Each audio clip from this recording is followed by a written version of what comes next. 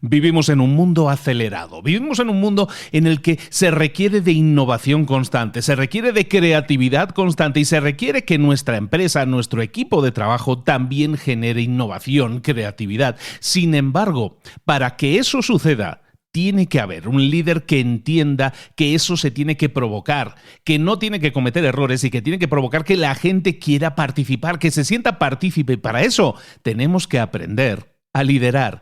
Si tú te quieres atrever a liderar, te aconsejo mucho que escuches el resumen que vamos a hacer hoy en Libros para Emprendedores de Dare to Lead, de Atrévete a liderar, vamos a llamarlo así porque no está traducido al español, Atrévete a liderar. Y eso es lo que quiero que hagas, atrévete a liderar, a salir, a ser vulnerable, a provocar la empatía para que tu equipo no sea más amigable o más amistoso, que también, sino para que tu equipo genere innovación, para que tu equipo genere creatividad. Eso lo vamos a ver aquí, ahora, en Libros para Emprendedores. Sin más, ¡comenzamos!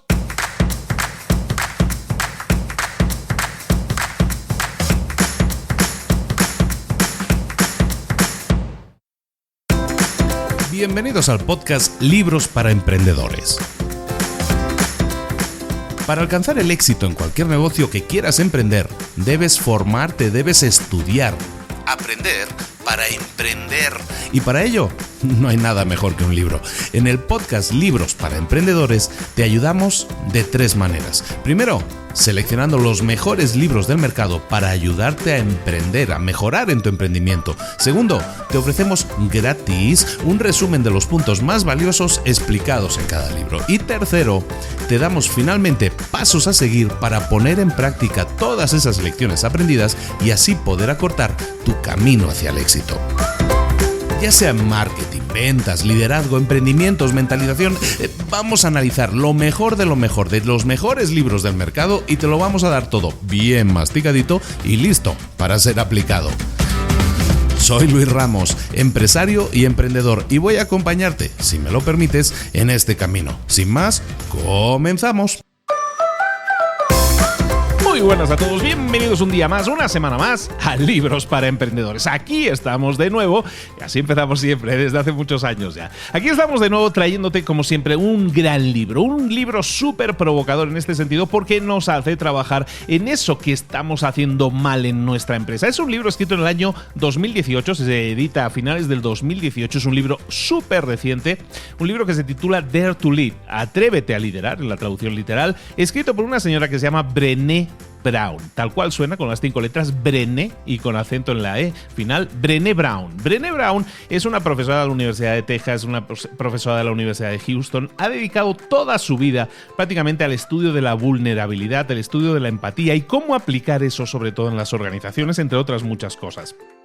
Para que te hagas una idea, su charla TED tiene 3 charlas TED, tiene 2 charlas TEDx y una charla TED ya en el TED general, o sea, imagínate el nivelazo. Su charla TEDx más famosa, en la que habla de vulnerabilidad, es una charla de las más vistas de toda la historia de TED. Es una charla que tiene casi 50 millones de visualizaciones solo en la plataforma de TED. No solo eso, yo creo que hay muy poca gente que no sean humoristas que tengan especiales dentro de Netflix. Bueno, pues Brené Brown hace unos meses acaba de estrenar en Netflix un especial de 1 hora y pico que puedes ver para que veas un poco el rollo que utiliza esta señora. Y es que es como ir a un teatro a ver un humorista. Lo mismo, pero tú vas a ver a Brené Brown, que hace también su tour de eventos en vivo. Brené Brown, si lo quieres ver, si tienes Netflix, si lo quieres ver, depende del país, se llama o Sé Valiente o La Llamada de la Valentía. Si lo buscas en Netflix, ahí tienes la charla de Brené Brown en un teatro muy motivadora y en la que habla de todos estos temas. Tiene 5 libros editados, el último es el que vamos a ver hoy, Dare to Lead, Atrévete a liderar, y todos sus libros han sido número 1 en el New York Times. Es una señora top, con un contenido muy top y un contenido dedicado al liderazgo, pero un liderazgo siglo XXI, llamémoslo así. ¿Por qué?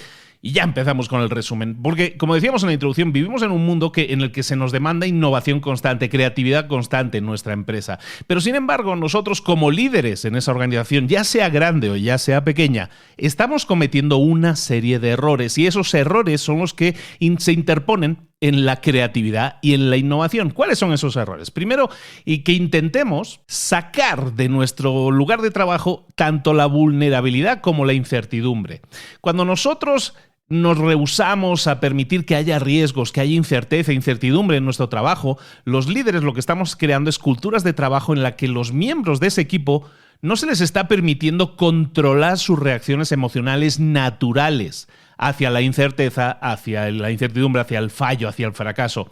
Lo que estás provocando cuando quitas la vulnerabilidad o la incertidumbre de tu equipo de trabajo, lo que estás provocando es que esos miembros de tu equipo, en vez de que se demuestren vulnerables y que eso haga salir emociones que les permitan innovar y ser mucho más creativos, cuando tú evitas que sean vulnerables o que la incertidumbre no esté presente en tu lugar de trabajo, lo que provoca son emociones defensivas. La gente se pone defensiva y la defensiva es perfeccionismo. Ponerse a la defensiva es criticar a otros. Ponerse a la defensiva es el yo no acepto mi responsabilidad y cuando cometo un error intento culpar a otro. Y no solo eso, nosotros a veces como líderes utilizamos un lenguaje que no es del todo claro, un lenguaje que a lo mejor no es honesto, no estamos diciendo la verdad, sino que estamos siendo elegantemente mentirosos, ¿no? Por decirlo de alguna manera, y eso lo que está haciendo es generando emociones también negativas en nuestro equipo. Tenemos que partir de la honestidad, de ser transparentes. Cuando lo hacemos, los líderes estamos creando culturas de trabajo en nuestras empresas, en nuestros equipos de trabajo, que son honestas. Y cuando nosotros somos honestos, generamos esa cultura de trabajo productiva de retroalimentación positiva que permite que los miembros de su equipo mejoren. Por lo tanto, no intentemos sacar de nuestro lugar de trabajo la vulnerabilidad o la incertidumbre. Otro error que cometemos los líderes es no establecer valores claros y precisos y claramente definidos. Cuando un líder no dedica tiempo a clarificar los valores de su organización, esos valores se convierten en algo ambiguo y algo difícil de evaluar, algo difícil de copiar, algo difícil de imitar por parte de tu equipo. Si el líder desperdicia su tiempo intentando comportarse de la manera errónea y de esa manera no estar alineado con la visión de la organización, lo que sucede es que ese comportamiento equivocado y ese comportamiento mal hecho que hace el líder, que dice que los valores son unos pero se comporta de una manera diferente, bueno, pues el resto del equipo considera que lo que está haciendo este señor está bien, porque si el líder lo hace, pues nosotros también lo hacemos, y lo que consigues entonces es que la gente imite comportamientos malos, defectuosos. Para eso tienes que establecer valores claros. El error número 3 es que no busques crear en tu empresa, en tu organización, en tu equipo, que no busques crear conexión o que no busques crear confianza.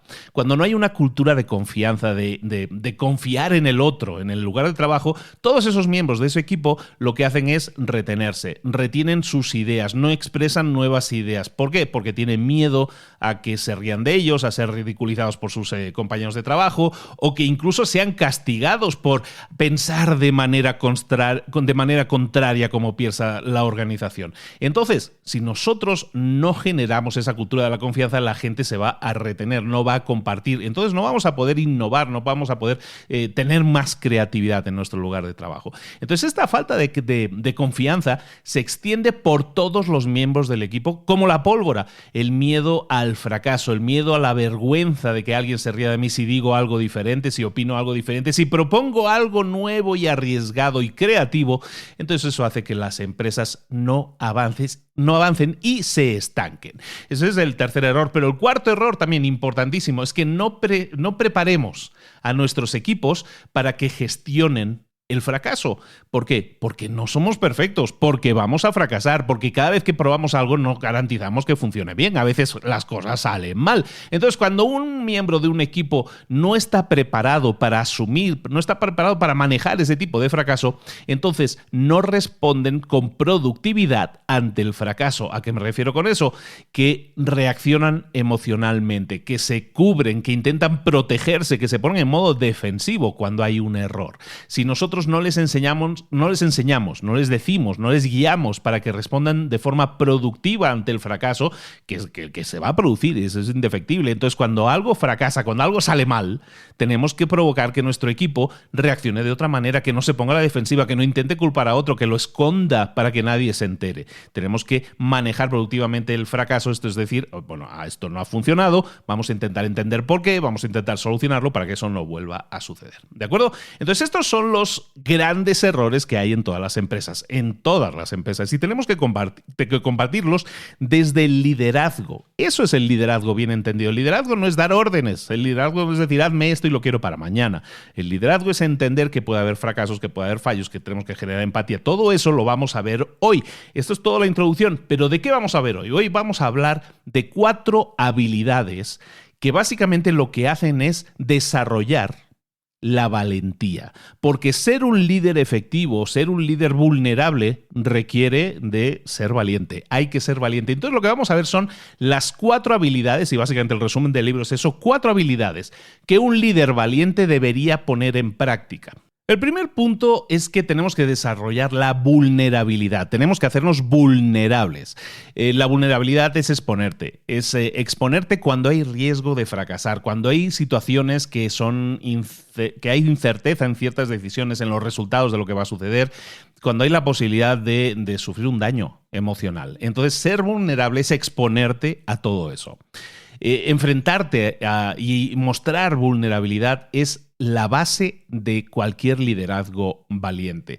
Solo en una reunión en la que tú te muestres vulnerable será una reunión en la que puedas manejar la respuesta que ese equipo tiene ante el miedo, ante la incertidumbre, y que puedas intentar crear cosas productivas para solucionar eso que nos da miedo o que nos causa incertidumbre.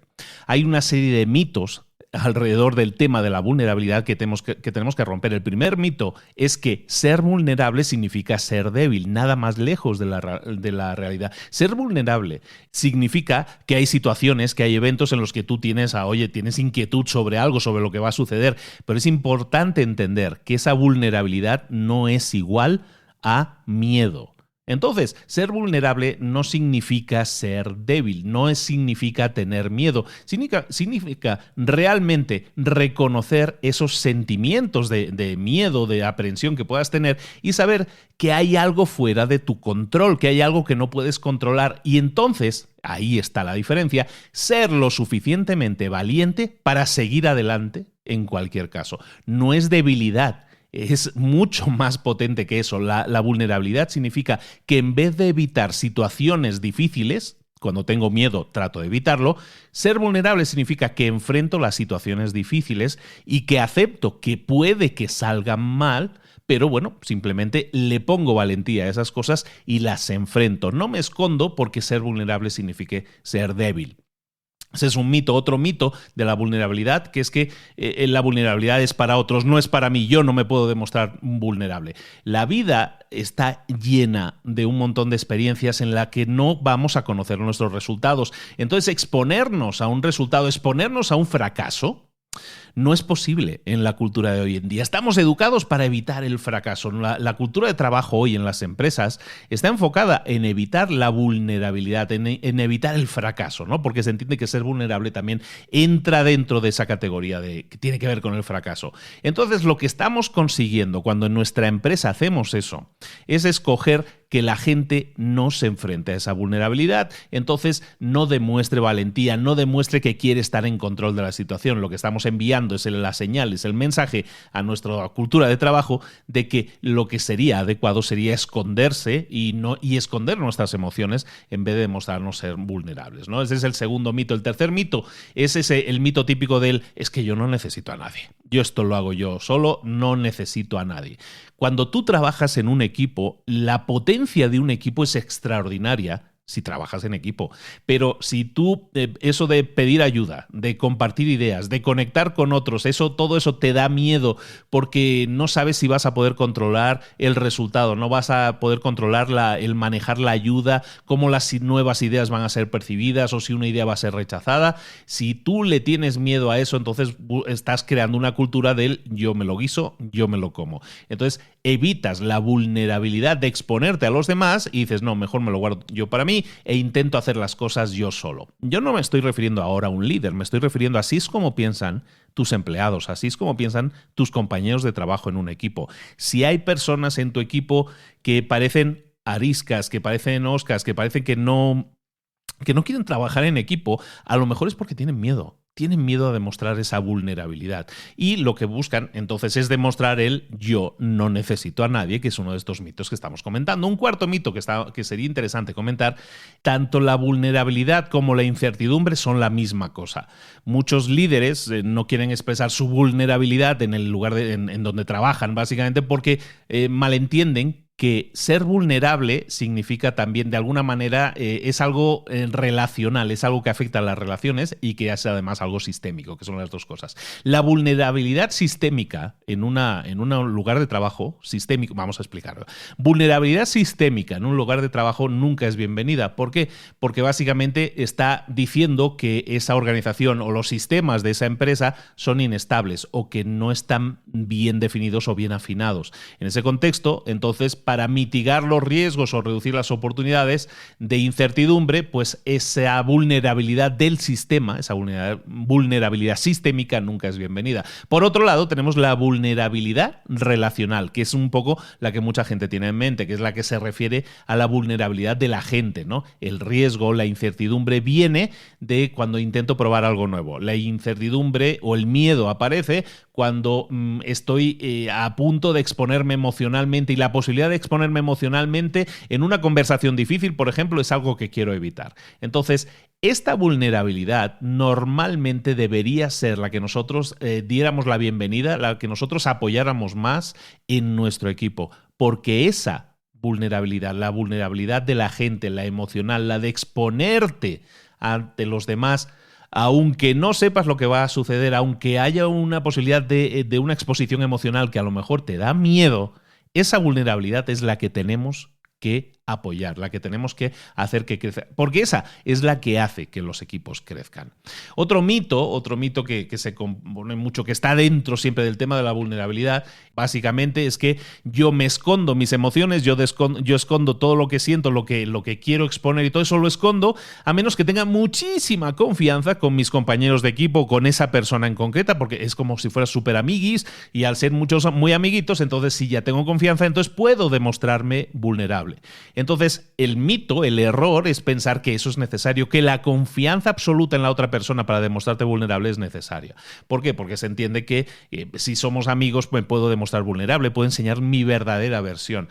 Nosotros tenemos que aprender a confiar en las organizaciones, y para eso es labor del líder, la valentía del líder es demostrar vulnerabilidad en la organización, y que es algo bienvenido, para que entonces no tengamos que construir la confianza primero en las personas, sino que tengamos nosotros la confianza de decir, en esta organización yo puedo decir lo que pienso, yo puedo explicar esta idea que tengo porque sé que no se van a reír de mí, sino que aquí es bienvenidas las nuevas ideas, la innovación y todo eso. Otro mito de la vulnerabilidad, y que hace que los líderes no quieran ser vulnerables o que en las empresas no se patrocine tanto la vulnerabilidad, es porque se sobreentiende, y es un mito, repito, que la vulnerabilidad significa que tienes que abrirte en canal, que lo tienes que explicar todo, ¿no? Y ser líder y atreverte a ser un líder que practica la vulnerabilidad no significa eso, no significa que tengas que explicar todos mis sentimientos y es que lloro por las noches en la cama, no tiene que significar eso, simplemente tienes que a lo mejor abrir en esa organización la posibilidad de un debate abierto y limpio,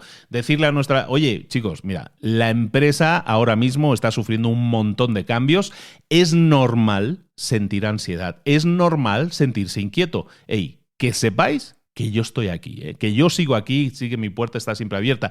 ¿Tenéis preguntas? ¿Tenéis algo que os preocupe? ¿Hay algo en los que yo pueda apoyaros? ¿Algo en los que pueda reducir esa ansiedad o esas dudas que podáis tener?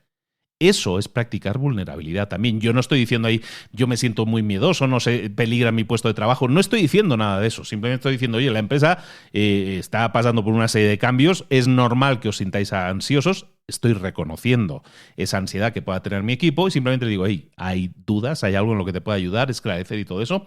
Entonces, lo que haces es establecer puentes de comunicación con los miembros de tu equipo. Crear un espacio de debate seguro. Y tener esos espacios de debate seguro no significa que vayamos a eliminar la presión. No significa que vayamos a eliminar los problemas automáticamente, que esto es mágico y entonces todo en la empresa todo va a ir bien. No, lo que estamos haciendo es simplemente crear un espacio seguro para debatir, y eso significa que cuando la presión o los problemas aparezcan, esas conversaciones difíciles acerca o alrededor de esos temas, oye, las podemos hacer cara a cara, honestamente, sin guardarnos nada. Y tener esos espacios seguros, por lo tanto, no significa que el equipo automáticamente vayamos a ser todos muy amiguitos. No significa nada de eso, pero sí que tendremos la oportunidad de debatir, de preguntar y hacerlo abierta y honestamente.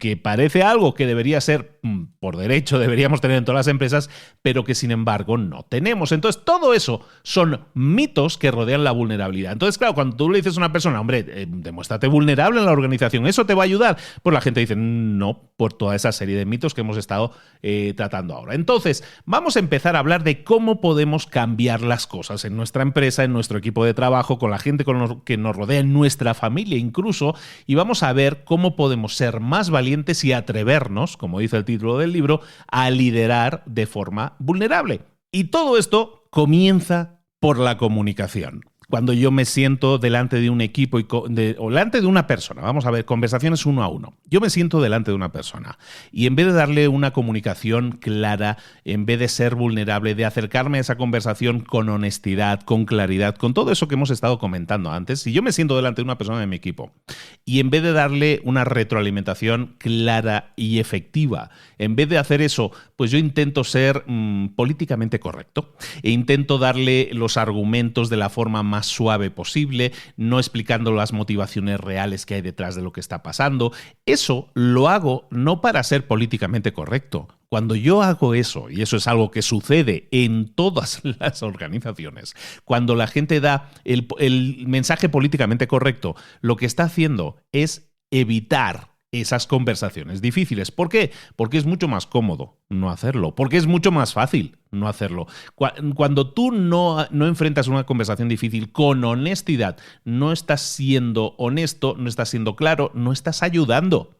Cuando tú das una retroalimentación que es políticamente correcta, probablemente estás siendo injusto o estás siendo injusta con la persona que tienes delante de ti. ¿Por qué? Porque la persona que está delante de ti recibe ese comentario políticamente correcto, pero no claro, no efectivo, que es mucho más fácil darlo. Para ti, ¿qué sucede? La persona que recibe ese mensaje no está recibiendo ningún tipo de indicación de que necesite mejorar.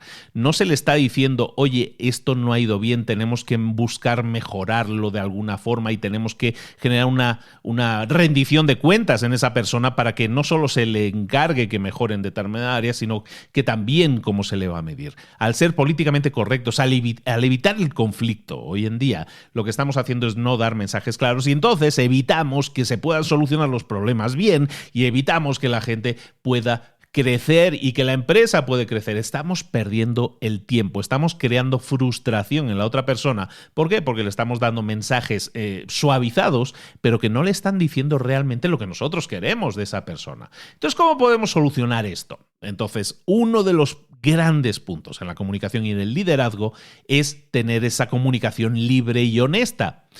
Tienes que sentarte con tu equipo, paso 1, tienes que sentarte con tu equipo y hacerle entender a tu equipo que a partir de ahora la comunicación va a ser honesta. Entonces, claro, sentarte delante de tu equipo y decir, oye, que ahora voy a trabajar honestamente y voy a explicarme honestamente con vosotros. Si tú haces esto y empiezas a decirle así el cambio, la gente lo va a notar como muy agresivo. Pero, ¿y si lo hacemos al revés? ¿Y si tú te sientas con tu equipo y el primer paso que des es decir, a partir de ahora en esta organización vamos a demostrar más vulnerabilidad, vamos a trabajar más honestamente y nos vamos a decir las cosas con mucha mayor fluidez?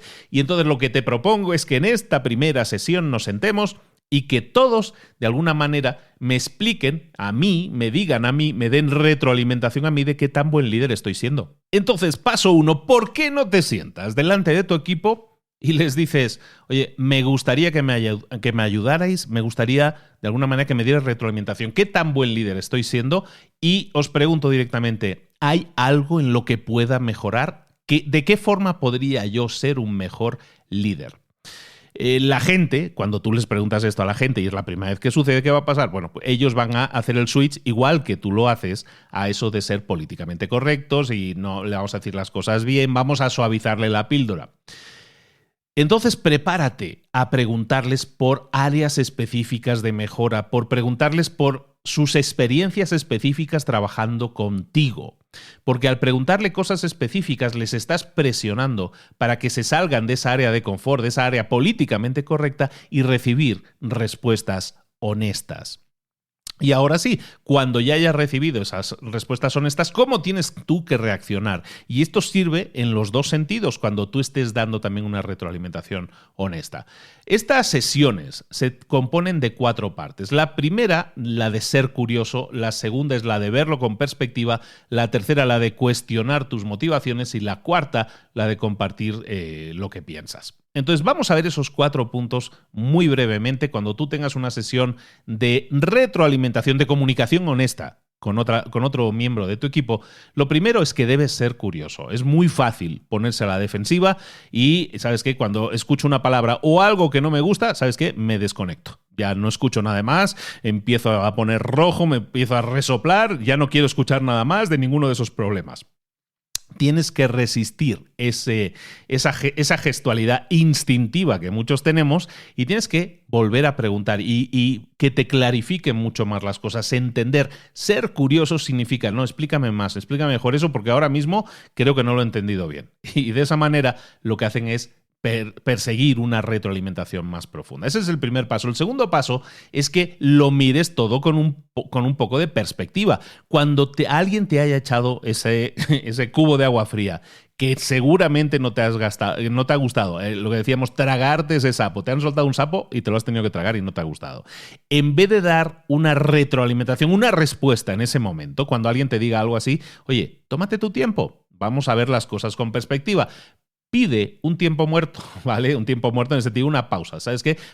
Te pido un día, dame un día, tengo que pensar sobre todo esto que me habéis dicho, tengo que considerar cómo me ha hecho sentir, no quiero responder en caliente, quiero pensar en las cosas, quiero buscar cuál es la raíz del problema, intentar detectarlo para ver cuál es la mejor solución. A lo mejor necesito un día o 2, vamos a dejarlo aquí y simplemente quiero pensarlo y ver qué podemos hacer al respecto. ¿Te estás dando tiempo?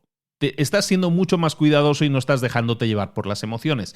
Y de esa manera, al simplemente mirar las cosas con perspectiva, es decir, darte un tiempo muerto, con eso puedes dar una mejor respuesta que sea mucho más pues no sé, constructiva, podríamos decir, que no el simple hecho de decir me critican y me pongo a la defensiva, me critican o le doy como excusa, es que el cliente no nos entregó a tiempo, ese tipo de cosas, ¿no? Entonces, el punto 1, recordemos, es ser curioso, preguntar, profundizar sobre lo que nos están diciendo. El segundo, ver las cosas en perspectiva, darnos una pausa. El tercer punto es cuestionarte tus motivaciones, preguntarte a ti mismo qué es lo que puede estar motivando esto que me han dicho.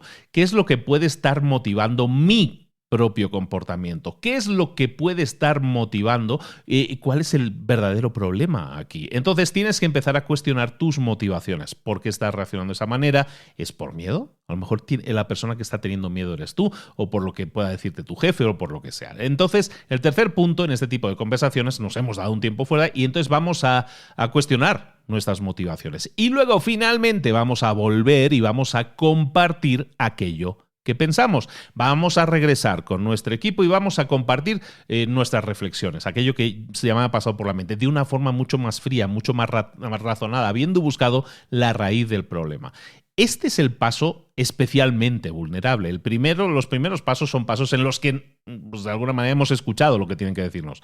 Pero el de compartir lo que piensas es el paso verdaderamente vulnerable. Es difícil exponer temas emocionales que estén provocando tus comportamientos o la forma en que reaccionas, pero es necesario y es mucho más fácil y mucho más cómodo ponerle la culpa a otra persona, pero lo difícil, lo que hace crecer tu relación con el equipo y lo que demuestra tu vulnerabilidad es especialmente eso, explicar cuál es la razón detrás de las cosas para que el líder valiente demuestre que lo es, explicándole a su equipo cómo son las cosas. La honestidad primero. Cuando tú expones la raíz de un problema a tu equipo, eso le permite al equipo ayudarte a que se creen soluciones productivas.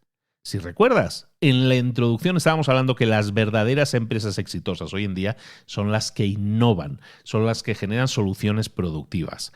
Eso solo se va a producir en el trabajo en equipo. Y eso se va a producir en trabajo en equipo cuando el equipo esté entendiendo la raíz de los problemas y pueda aportar libremente soluciones a esos problemas. Ahora llegamos a un punto central para mí en el libro, que es que cuando nosotros estamos en una empresa, en una organización compuesta por un equipo de gente, puede ser incluso a nivel de familia, cuando no se nos da la oportunidad de enfrentar la vulnerabilidad, de ponernos en pie y decir, soy vulnerable, cuando eso no sucede y nosotros seguimos teniendo emociones, porque, ojo, seguimos teniendo las emociones, ¿qué pasa?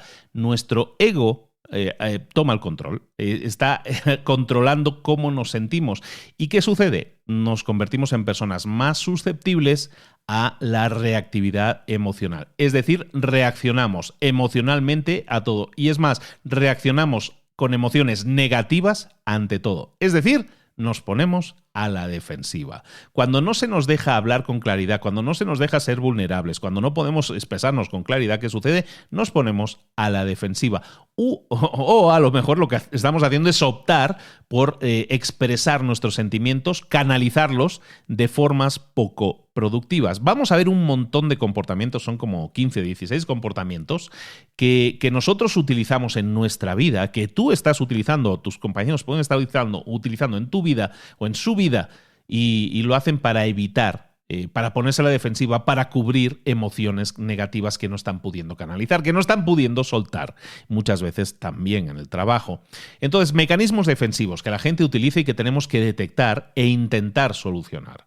El primero, por ejemplo, ponerse a la defensiva puede ser, por ejemplo, nublar sentimientos complicados. Y con nublar nos estamos definiendo que cuando nosotros tenemos una emoción negativa o cuando un miembro del equipo tiene una emoción negativa, para escapar a esas sensaciones que no son agradables, lo que hacen son nublar esas sensaciones, las ponen más difuminadas. ¿Cómo? Hay gente que bebe alcohol, hay gente que soluciona eso o tapa esos sentimientos mediante la compra, ¿no? Compra indiscriminadamente o agenda demasiadas cosas, se enfoca en el trabajo y se pone a trabajar demasiadas horas o se pone a jugar.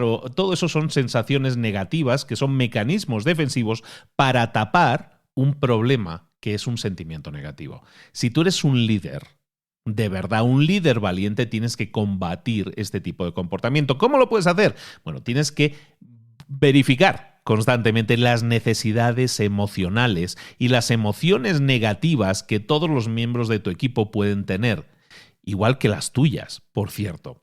Entonces, ¿cómo podemos manejar estas situaciones? Cuando esto suceda, en vez de preguntarnos o en vez de preguntarle a ese miembro del equipo, ¿cómo puedo hacer que estos sentimientos, que estas sensaciones negativas desaparezcan? En vez de preguntarnos eso, vamos a preguntarnos o vamos a hacer que el miembro de tu equipo o tu equipo se pregunte, ¿cuál es la fuente de estos sentimientos? ¿De dónde provienen? ¿Cuál es el germen que está provocando estos sentimientos que hacen que yo me comporte de tal o cual manera como un mecanismo de defensa ante eso? Es decir, vamos a profundizar mucho más en cuál es la fuente real del problema. Otras personas, mecanismos de defensa, vamos a ver muchos. Como te decía, otro mecanismo de defensa es evitar aquello que es difícil o evitar situaciones incómodas. Eso se hace muchísimo en la empresa. Evitan situaciones incómodas. Uy, sé que esto va a originar un conflicto. Mejor me lo evito y me evito esa situación incómoda y me callo o no hago nada, ¿no? Por miedo a esas situaciones o por evitar, sencillamente,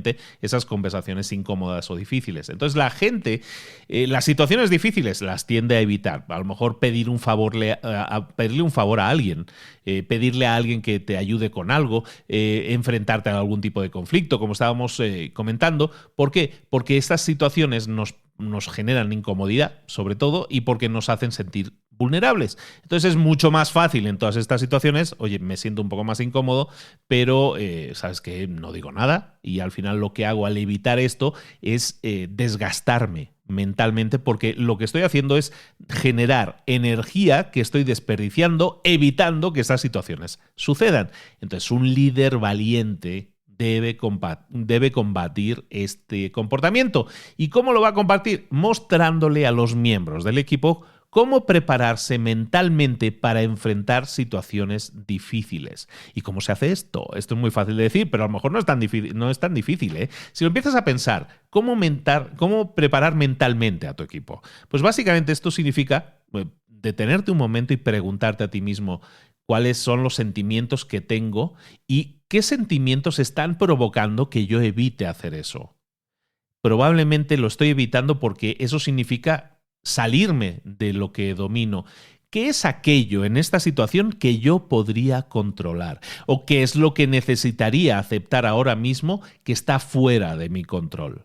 Cuando yo analizo las situaciones que son emocionalmente conflictivas y busco aquello que puedo controlar y busco identificar aquello que no puedo controlar y busco qué sentimientos tengo y que están haciendo que yo evite, y al buscar esos sentimientos puedo buscar la raíz del problema, y a lo mejor el problema no es evitar una situación, a lo mejor el problema es una falta de comunicación con la otra persona. El realizarte ese tipo de preguntas normalmente te permite dar mucha más claridad a esa situación, para ti mismo o para ti misma o para las personas que puedan ser compañeros de trabajo o miembros de tu equipo. Otro mecanismo defensivo súper común en todos los trabajos, en todas las empresas, es cuando tú buscas la aprobación para probarte a ti mismo que eres útil en la empresa. Buscar la aprobación. ¿Cuándo sucede esto? Cuando un miembro de un equipo, cuando una persona se siente insegura sobre el valor, sobre el lugar que ocupa en una empresa, cuando tiene inseguridad sobre eso, ¿qué busca? Busca aprobación. Y esa aprobación se puede presentar de muchas formas. A lo mejor la necesidad de siempre tener la razón, de demostrarle a los demás que nunca se equivoca. La búsqueda de validación en vez de la mejora personal. Es decir, yo hago las cosas como si fuera un perrito, para que me digan muy bien, lo has hecho muy bien, Luis. En vez de buscar la automejora, en vez de mejorarme a mí mismo, lo único que hago es hacer las cosas para buscar la aprobación. Es decir, nunca me arriesgo, nunca hago nada fuera de mi área de confort, porque de esa manera lo único que busco es validación. Entonces, si tú eres un líder valiente, tienes que detectar estos comportamientos y combatirlos. ¿Cómo se combate esto? Tienes que dar retroalimentación. ¿Comunicación constante con tu equipo? Sí, pero tienes que dar retroalimentación positiva a todos los miembros del equipo y recordarles a cada uno de ellos el valor que cada uno de ellos aporta a la empresa. Cuando el miembro de un equipo se siente seguro, siente seguridad del valor que genera para esa empresa, entonces lo que va a hacer esa persona es enfocarse en mejorar dentro de aquello que es su área de dominio, dentro de las habilidades que tiene, busca todavía ser mejor. Entonces, ¿veis la diferencia? Cuando yo busco la validación de mi jefe, lo que estoy haciendo es quedarme en un área de confort. Cuando yo sé que mi jefe me valora, me siento seguro y al sentirme seguro me enfoco en mejorar, en crecer aún más. ¿Verdad que nos encanta decir, oye, es que en esta empresa los empleados crecen y se desarrollan y van mejorando y van escalando y van creciendo y la empresa se beneficia de ello? Pues eso se benefician a través del liderazgo efectivo que busca dar esa retroalimentación positiva. Otro mecanismo de defensa también muy común es que una persona sienta que es valiosa en la medida que su productividad sea máxima. Y esto es muy fácil de entender. Cuando el miembro de un equipo, una persona que trabaja en una empresa, se siente insegura, muchas veces su mecanismo de defensa se basa en, ¿sabes qué? Como me siento inseguro del valor que aporto a la empresa, me siento inseguro en lo que estoy haciendo, ¿sabes qué? Yo creo que para que en mi empresa vean que soy muy bueno y que aporto mucho a la empresa y que doy mucho valor a la empresa, lo que voy a hacer es ser ultra productivo. Y entonces hay muchas personas que para demostrar su valor a la empresa, creen que demostrarle valor a la empresa significa ser ultra productivo, trabajar más que nadie, nunca me tomo vacaciones, nunca descanso, no tengo hobbies, llego por la mañana temprano y me voy muy tarde como para que así demostrar que esa sobreproducción, esa sobreproductividad que tengo es demostrarle a la empresa, mira qué compromiso tengo con la empresa. Eso es dañino para el trabajador y nosotros como líderes tenemos que detectarlo. ¿Por qué? Porque nuestros cerebros y los cerebros de tu equipo, las personas que trabajan contigo, necesitan pausa, necesitan tiempo de desconexión, necesitan tiempo para explorar y aprender cosas nuevas, necesitan ejercitar la creatividad y la innovación en sus vidas, necesitan descansar.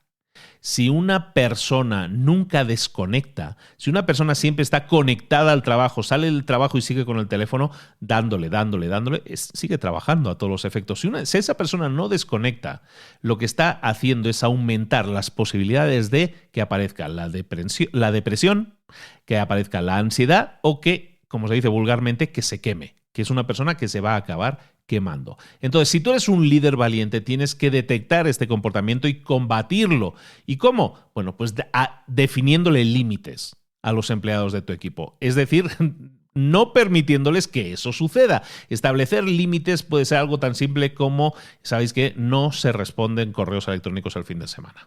Este tipo de límites, este tipo de fronteras, de murallas que tú les das no solo a ti, sino a todos los miembros de tu equipo, es que, pues mira, oye, si no queréis recibir correos electrónicos los fines de semana, vosotros tampoco vais a enviar correos electrónicos los fines de semana. Estamos estableciendo toda una serie de limitaciones que hacen que la gente entienda que hay límites. Que trabajar en esta empresa no significa trabajar 24/7, sino que hay personas que a lo mejor están al borde de estar exhaustos, de estar súper quemados, de estar ansiosos o depresivos, y lo que estamos haciendo es trabajar en que la empresa genere tiempo de calidad para esas personas para que puedan crecer y desarrollarse como personas. Si una persona viene alegre, descansada, creativa, eso suma mucho más en una empresa que si una persona viene al borde de la depresión o viene totalmente cansada, y es mucho más fácil, de hecho, que se generen enfermedades de todo tipo.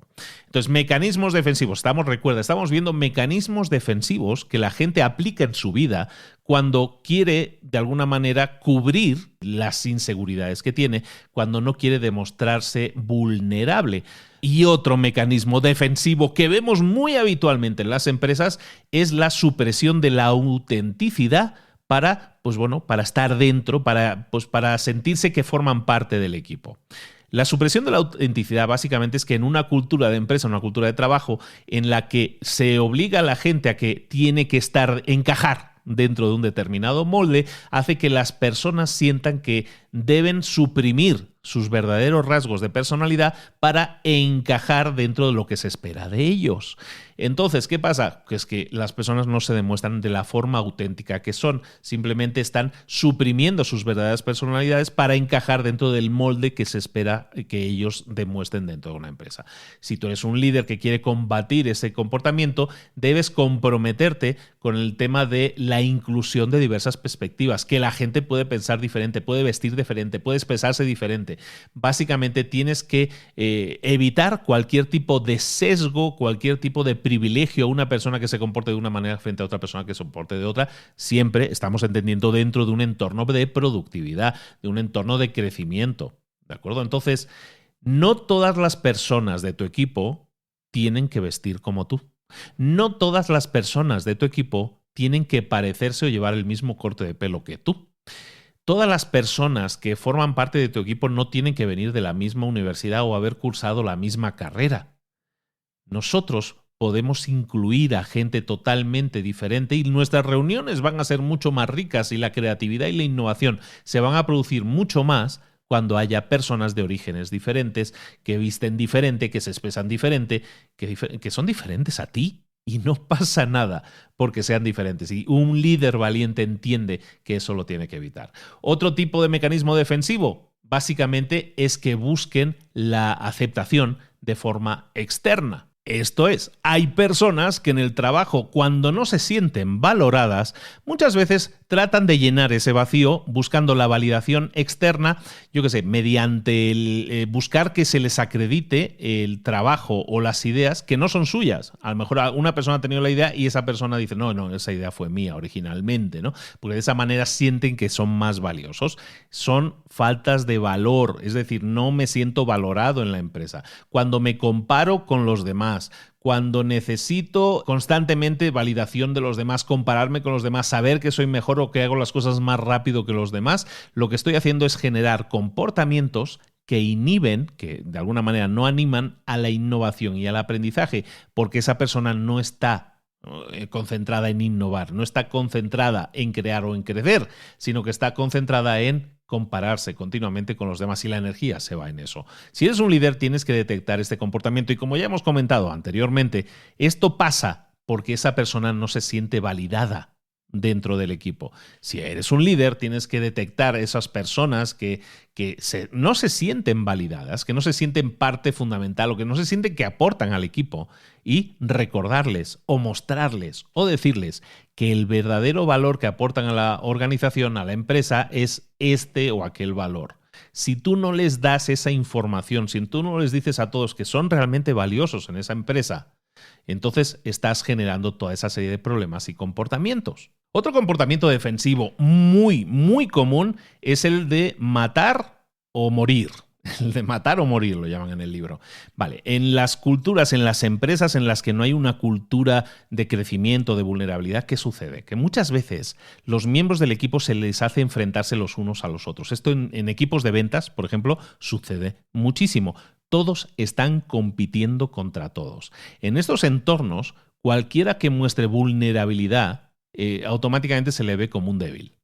Entonces, si tú eres un líder y detectas este comportamiento o ves que en la empresa se ha promovido ese comportamiento, vamos a cortarlo de raíz. Vamos a combatir este comportamiento recompensando a aquellos que muestren vulnerabilidad, a aquellos que muestren que quieren colaborar, que quieren trabajar más en equipo. Vamos a recompensar a aquellos que no quieran competir con los otros. Y esto significa no personas que no quieran trabajar, sino simplemente que personas cuya motivación no sea la competencia que puede llevar al tema de la deslealtad dentro de la empresa. Entonces, identifica a los miembros de esos equipos y pregúntales de alguna manera por retroalimentación, por sus ideas, les pides ayuda a esas personas. Transparenta aquello en lo que te puedas haber equivocado y busca crear que haya más personas de ese perfil dentro de tu equipo. Otro mecanismo defensivo también muy común es el cinismo, el sarcasmo, incluso como respuesta a emociones negativas. Muchos miembros del equipo pues a lo mejor pueden sospechar de los demás, pueden no demostrar sus sentimientos reales con otras personas y generar comentarios cínicos, comentarios sarcásticos, que normalmente lo que hacen es hacer que cualquier tipo de relación en esa empresa sea como amargura, ¿no? Que haya como mucha amargura.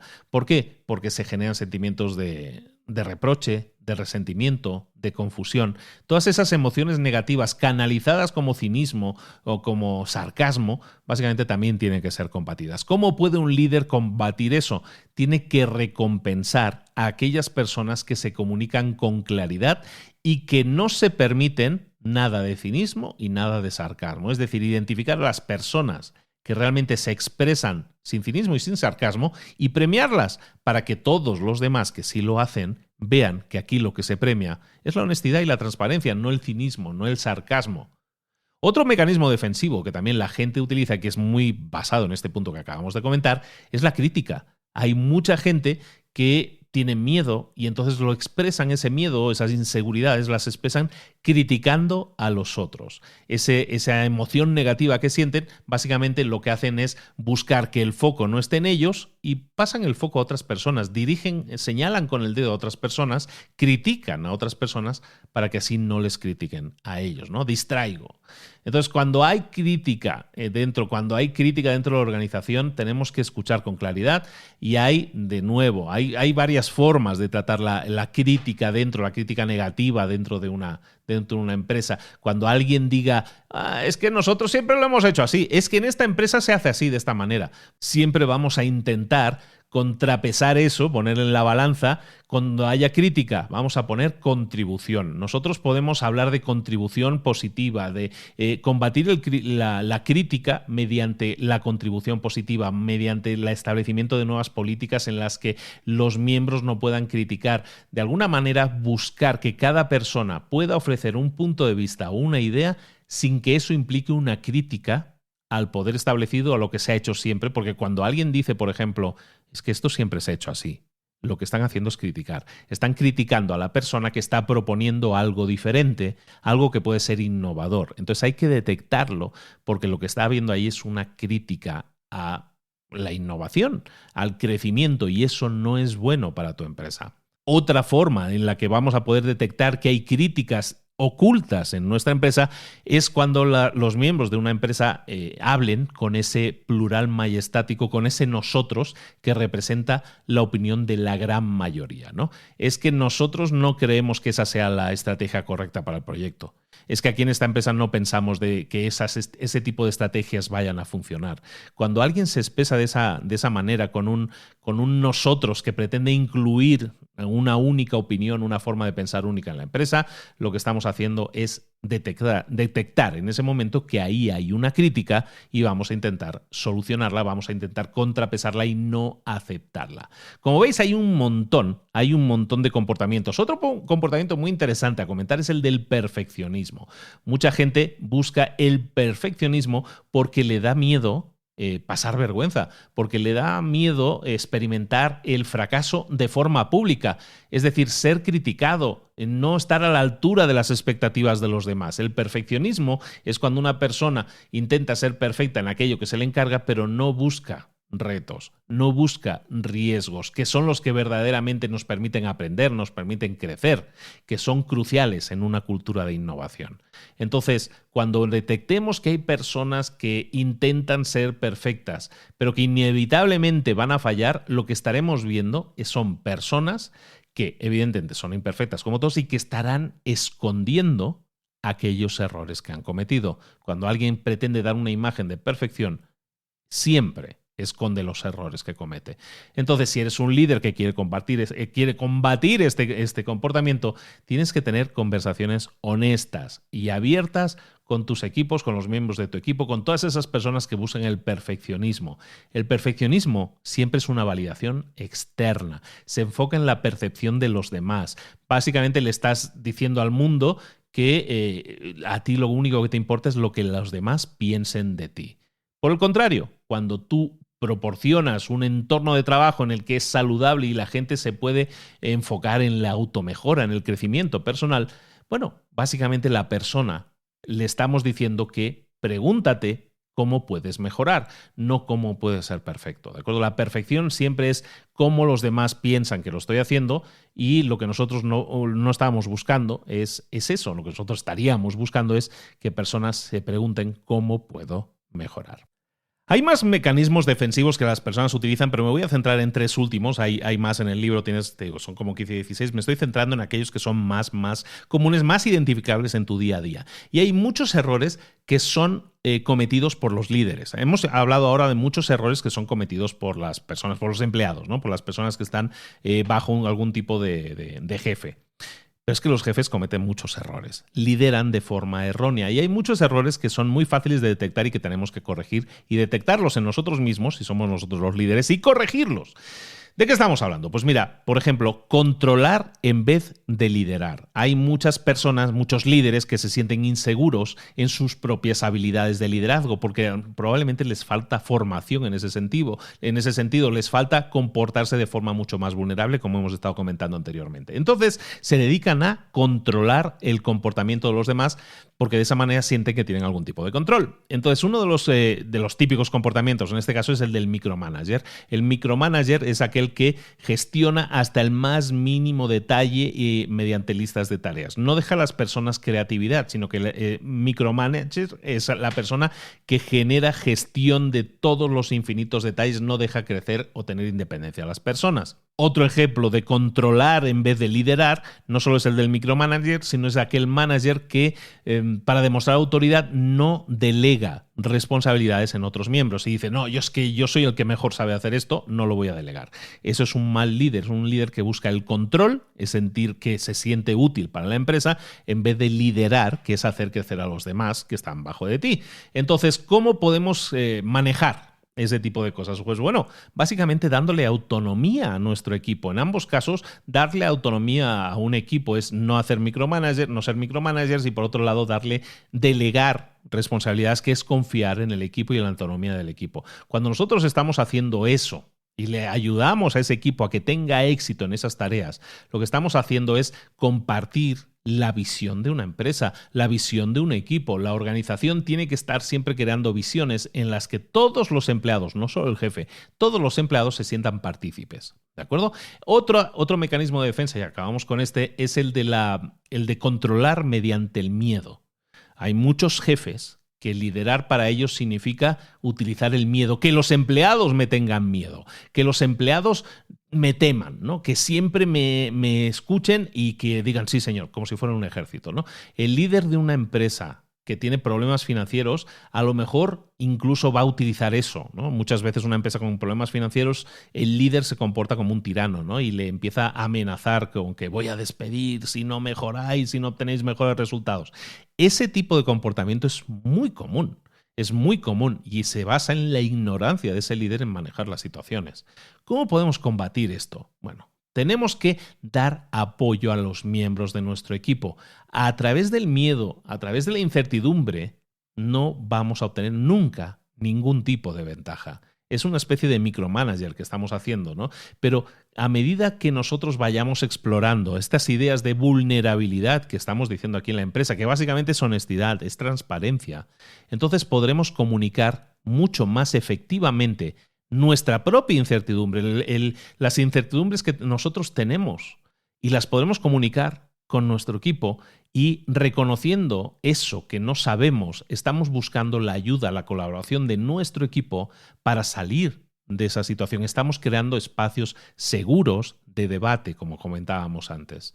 Entonces, cuando seas un líder que realmente detectes esto, haces una sesión, como hemos comentado anteriormente, en la que la gente te pueda opinar de cómo te estás comportando y detectes eso, entonces tienes que crear ese tipo de comunicación efectiva, ser vulnerable, transparente, para que las otras personas les estés permitiendo aportar para la solución de los problemas. Este es un episodio, un capítulo muy extenso dentro del libro, básicamente con bastantes más mecanismos defensivos, pero estos son los principales y los que yo creo que puedes detectar más fácilmente en tu vida. Si nos damos cuenta, la mayoría de mecanismos de defensa que te he estado comentando y muchos más que vienen en el libro, todos provienen de la misma raíz. Recuerda que tenemos que preguntarnos cuál es la raíz de estos problemas. Si vamos investigando un poco cuál es la raíz de los problemas, nos podemos dar cuenta que en la mayoría de los casos, por no decir todos, la raíz del problema viene en la vergüenza. Me avergüenza que me digan algo, me avergüenza que se sepa tal cosa, me avergüenza no estar a la altura de lo que la gente espera de mí, me avergüenza, me avergüenza, me avergüenza. En todos los casos, esa es la situación a la que nos tenemos que enfrentar. ¿Cómo podemos nosotros como líderes entender eso y manejarlo de forma efectiva? El manejo de la vergüenza primero pasa por la aceptación. Tenemos que aceptar que eso existe y enseñarle a las personas a manejarlo.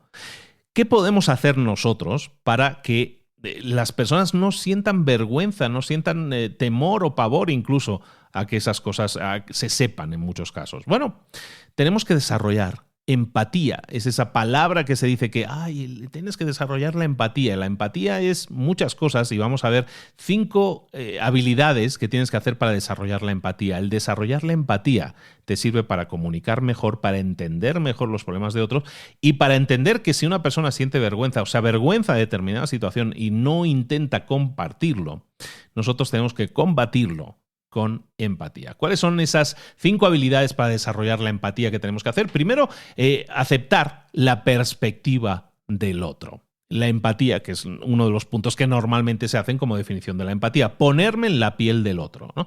La primera habilidad de la empatía es escuchar a la otra persona, escuchar la perspectiva, la experiencia de la otra persona que te está hablando. Al escucharla, tu meta es ver la experiencia que te están explicando desde la perspectiva de la otra persona.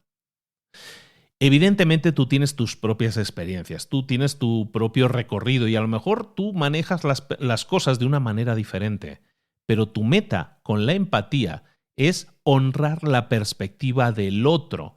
Y eso no significa dar soluciones, sino significa hacerle preguntas a la otra persona, entender cuál es la perspectiva y la verdad para la otra persona, que puede ser que tanto la perspectiva como la verdad de esa persona sean diferentes a la tuya y no lo estamos negando, simplemente estamos diciendo a la otra persona que entendemos, que comprendemos su punto de vista. Y esto nos lleva a la segunda habilidad de la empatía que tenemos que desarrollar, que es el no juzgar. Cuando nosotros nos sentamos con otra persona y esa persona se está abriendo ante nosotros, tenemos que intentar no juzgar nunca. Esto es de sentido común. O sea, cuando tú juzgas a otra persona, estás criticándole de alguna manera y evitas que esa persona se abra, que esa persona que a lo mejor tiene miedos o tiene vergüenzas, no las saque, no las exponga, simplemente porque tú no estás siendo empático cuando juzgas a otra persona. Entonces tenemos que evitar juzgar a otra persona. Para ser más empáticos tenemos que desarrollar 5 habilidades. Esta es la segunda. La tercera es entender los sentimientos de las otras personas. Y la cuarta sería decirle a otra persona que entiendes cómo se sienten. Es primero entender cómo se sienten y segundo, hacerle ver que sí entiendes cómo se sienten. Básicamente, cuando alguien te está explicando sus problemas, las dificultades que está atravesando, es importante practicar esta tercera y cuarta habilidad de la empatía, que son entender los sentimientos de la persona y articular que lo entiendes, ¿no? Decirle que lo entiendes. Muchas personas pueden entender la sensibilidad de las otras personas, pero tienen muchos problemas para decírselo. Y eso hace que muy difícil que las otras personas puedan seguir trabajando en explorar sus emociones. Entonces, lo que podemos hacer para desarrollar esto correctamente es escuchar, entender cuál es la experiencia y el entorno y las problemáticas de la otra persona, y entonces decirles que lo que estás escuchando y lo que estás entendiendo es esto. Básicamente le repites lo que la otra persona te está diciendo. De esa manera le estás enviando el mensaje de que sí estoy escuchándote y sí escucho esta emoción en ti. No le estás dando una solución, simplemente le estás reconociendo que entiendes la emoción por la cual está pasando. Y la última habilidad que tenemos que desarrollar cuando queremos trabajar esa empatía que evitará que las personas se sientan avergonzadas, no, pero que nos va a ayudar a entenderlas y va a hacer que esa persona pueda florecer, pueda sacar todos esos sentimientos en vez de suprimirlos. Esa última habilidad que tenemos que desarrollar es la de la conciencia, ser conscientes de nosotros mismos. Esa habilidad funciona de la siguiente manera. Alguien nos está abriendo su corazón, nos está explicando sus emociones, cómo se siente, cómo está suprimiendo esas emociones. Tiene un entorno, una problemática concreta. Y tú estás conectando con la otra persona. Solo puedes conectar con la otra persona si tú no suprimes tus propias emociones. Tienes que conectar tus emociones con las emociones de la otra persona. Esto no lo estamos llevando a entornos pasionales, que mucha gente a lo mejor puede estar creando la imagen de no, pero esto es como para conversaciones de temas emocionales, de que le dejó la pareja o todo eso. No, esto es para todas las emociones suprimidas que hemos estado viendo en los puntos anteriores. Tú no puedes suprimir tus emociones, pero tampoco puedes exagerar tus emociones. Tienes que reconocerte a ti mismo o a ti misma con las emociones que tienes, conectar esas emociones con las emociones de la otra persona, pero no exagerarlas. Buscamos dar apoyo a la otra persona a través de nuestras emociones, entendiendo las emociones de la otra persona. No es fácil, aún así, desarrollar estas habilidades, pero es algo que tenemos que hacer porque, recordemos, cuando nosotros desarrollamos la empatía mediante estas 5 habilidades, lo que estamos haciendo es entender la vergüenza, el miedo de la otra persona e intentar, de alguna manera, escucharle y reconocerle que lo entendemos. Muchas veces es lo único que necesita la otra persona, entender que está siendo comprendido. Buscan comprensión. Por lo tanto, demos un paso atrás un momento y recordemos, estamos viendo cómo atrevernos a liderar y estábamos viendo que hay 4 habilidades que tenemos que desarrollar. La primera es la vulnerabilidad. Tenemos que desarrollar la vulnerabilidad y todo lo que hemos visto hasta ahora, en esta primera hora, es la vulnerabilidad. Es el capítulo más extenso del libro, la parte, no capítulo más extenso del libro, pero hay otras 3 habilidades que tenemos que desarrollar, las vamos a hacer de una manera mucho más ágil. La segunda habilidad, aparte de la vulnerabilidad que tenemos que desarrollar, es la de los valores. Tenemos que escoger y poner en práctica, pasar a la acción con nuestros valores. La confianza en una empresa, en un grupo de trabajo, requiere de valores fuertes, de valores sólidos. Por lo tanto, un buen liderazgo tiene que escoger y poner en práctica y buscar que se pongan en práctica estos valores en su equipo. Practicar esos valores que se conviertan en algo real y algo que se pueda incluso cuantificar en muchos casos es realmente lo más importante que podemos hacer por nuestro equipo. Entonces, ¿cómo se escogen los valores? Mira, como líder, básicamente tú tienes que clarificar tus propios valores.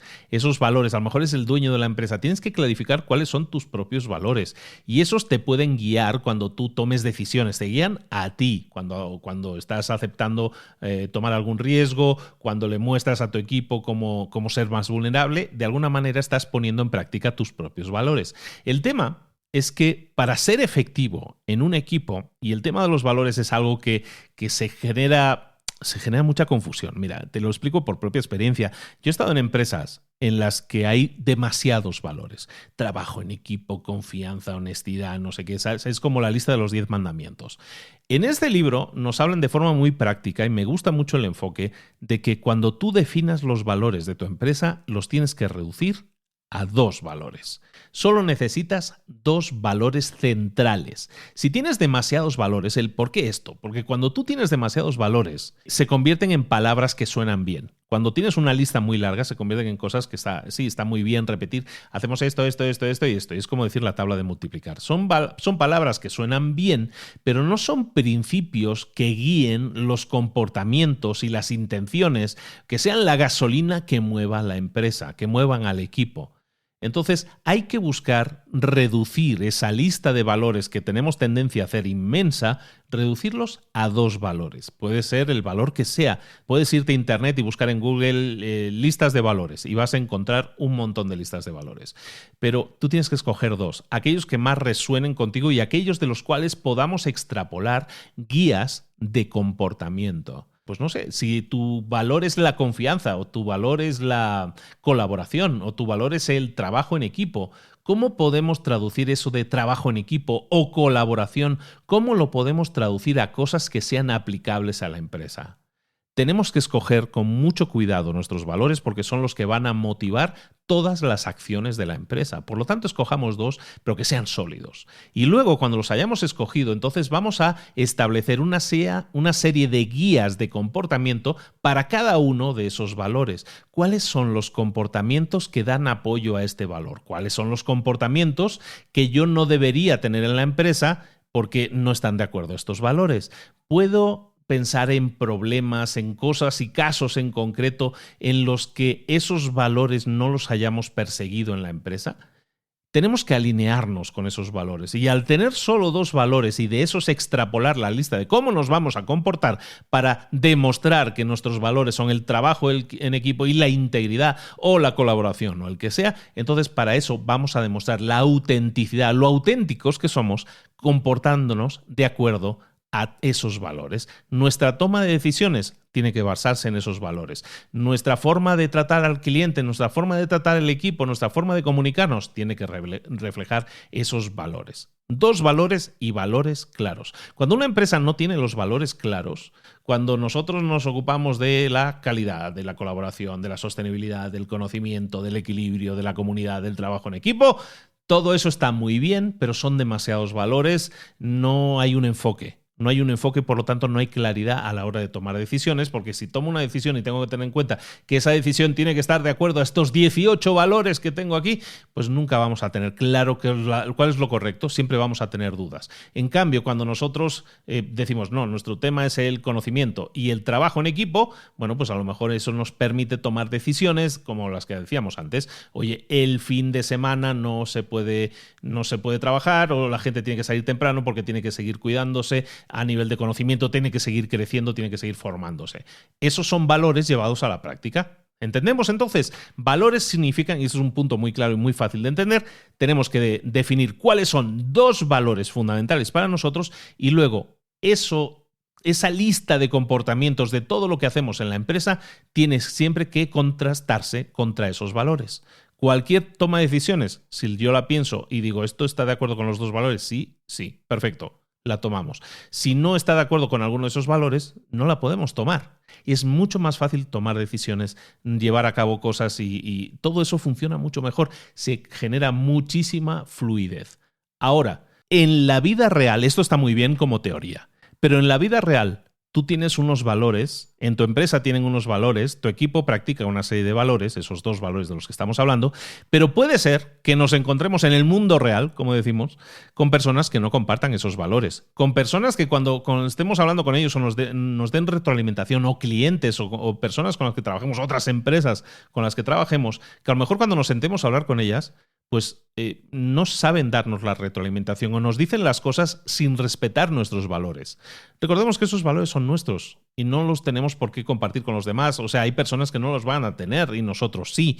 Pero eso no significa que no podamos entendernos con esas personas. Siempre partamos de que nosotros tenemos unos valores y que otras personas tienen valores diferentes, y cuando nosotros estemos comunicándonos con personas que piensen diferente a nosotros o se expresen diferente a nosotros, vamos siempre a pensar que en lo que nos está diciendo esa persona, aunque nos lo diga de una forma que a nosotros no nos gusta, hay algo valioso. Sin embargo, hay algo que nos puede sumar si sabemos leer entre líneas. Y eso es lo que nosotros nos tenemos que entretener muchas veces, en entender los valores de la otra persona y saber que se expresa diferente, pero que aún así hay algo valioso en lo que nos está diciendo. Muchas veces tenemos tendencia a los clientes que no nos gustan o que hablan de maneras que no nos gustan, pues yo no quiero tratos con ese cliente. Hombre, si los podemos evitar, perfecto, pero si no, no pasa nada. O sea, esa persona se está comunicando con nosotros, a lo mejor en un lenguaje que no es el mismo que nosotros, vamos a entenderlo, aunque las intenciones puedan ser diferentes, y vamos a entender que esa persona te está dando algún tipo de retroalimentación que a ti te puede servir. Y siempre tenemos que buscar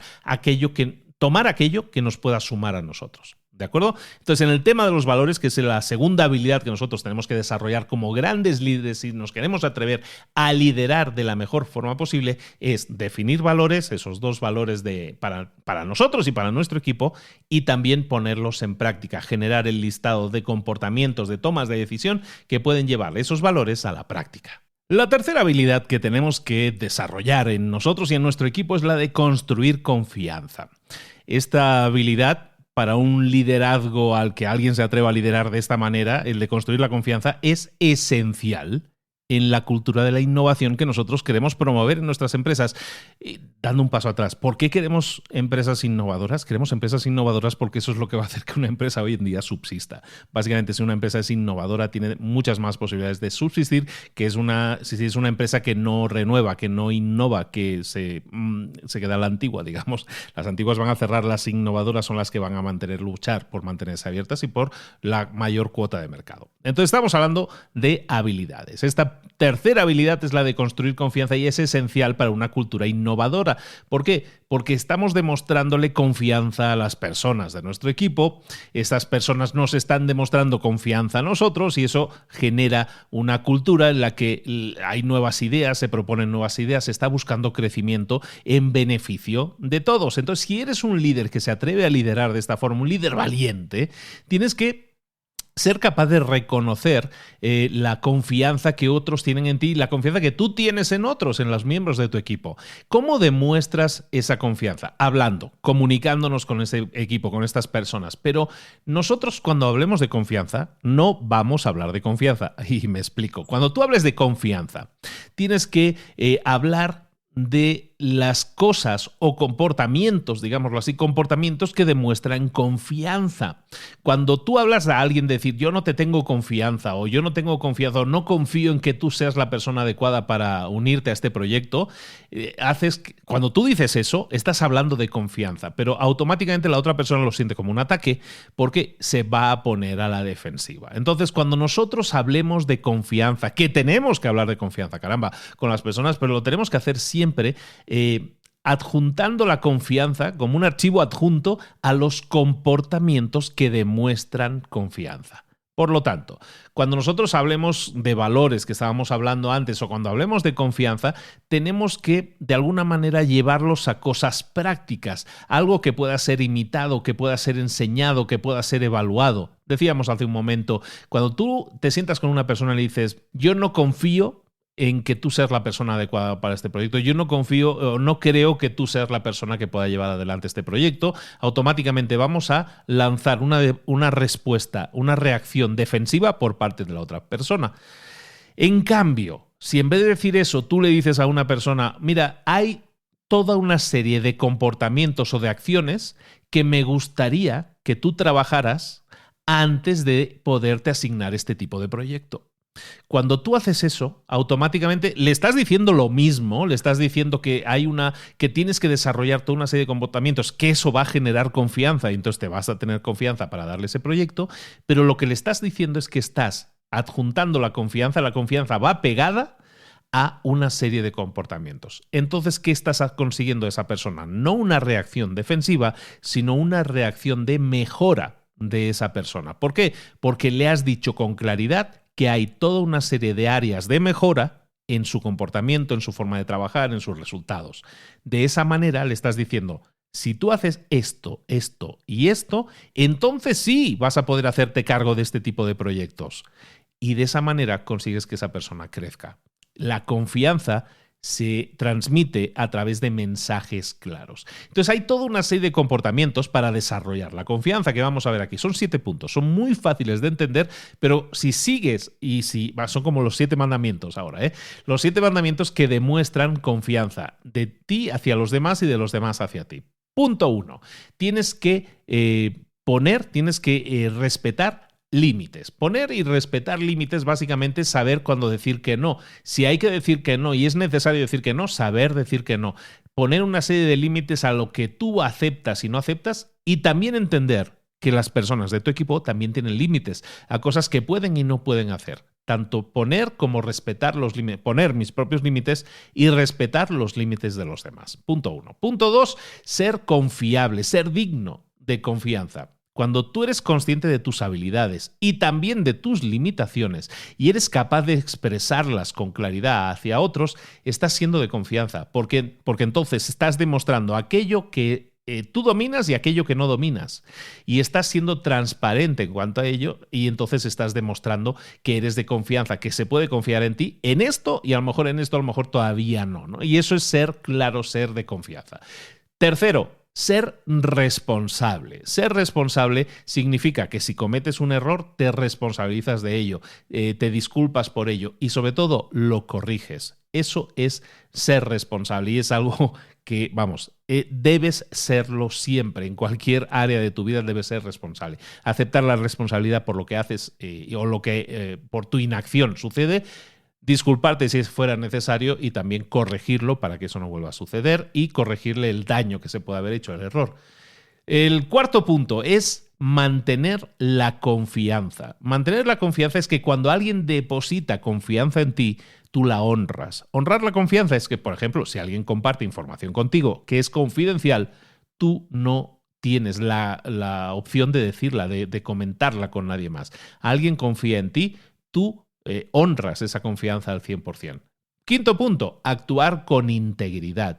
Actuar con integridad es muy sencillo de entender. Vas a hacer siempre las cosas correctas, aunque no sean las elecciones más adecuadas para ti a nivel personal, pero si nosotros tenemos unos valores, nos adherimos a esos valores, aunque sea difícil, actuar con integridad es hacer lo adecuado de acuerdo a nuestros valores. Sexto punto, muy importante, nunca juzgues. Nunca vamos a juzgar a las otras personas. Si alguien llega hasta ti y te pregunta o te pide algo, te pide ayuda, te pide un favor, siempre vas a respetar las ideas de lo que le vas a comunicar a esa persona y nunca le vas a juzgar. Siempre vas a intentar decirle si te puedo ayudar o no te puedo ayudar, pero no le vas a juzgar. Nunca vamos a juzgar a los demás y mucho menos a la cara. Vamos a evitar los juicios. Cuando eso lo trasladamos a nuestra vida y nos aseguramos de no juzgar a los demás en nuestra vida, eso se convierte en un hábito y es uno de los grandes hábitos que podemos desarrollar en la vida. Y el séptimo y último punto es ser generoso con las interpretaciones de las intenciones de los demás. ¿Eso qué significa? Que cuando cuando suceda algo, cuando estemos en una determinada situación, siempre vamos a asumir que la intención de la otra persona era positiva, que las acciones, que las palabras, que las situaciones, siempre en las otras personas, la intención de ellos es positiva.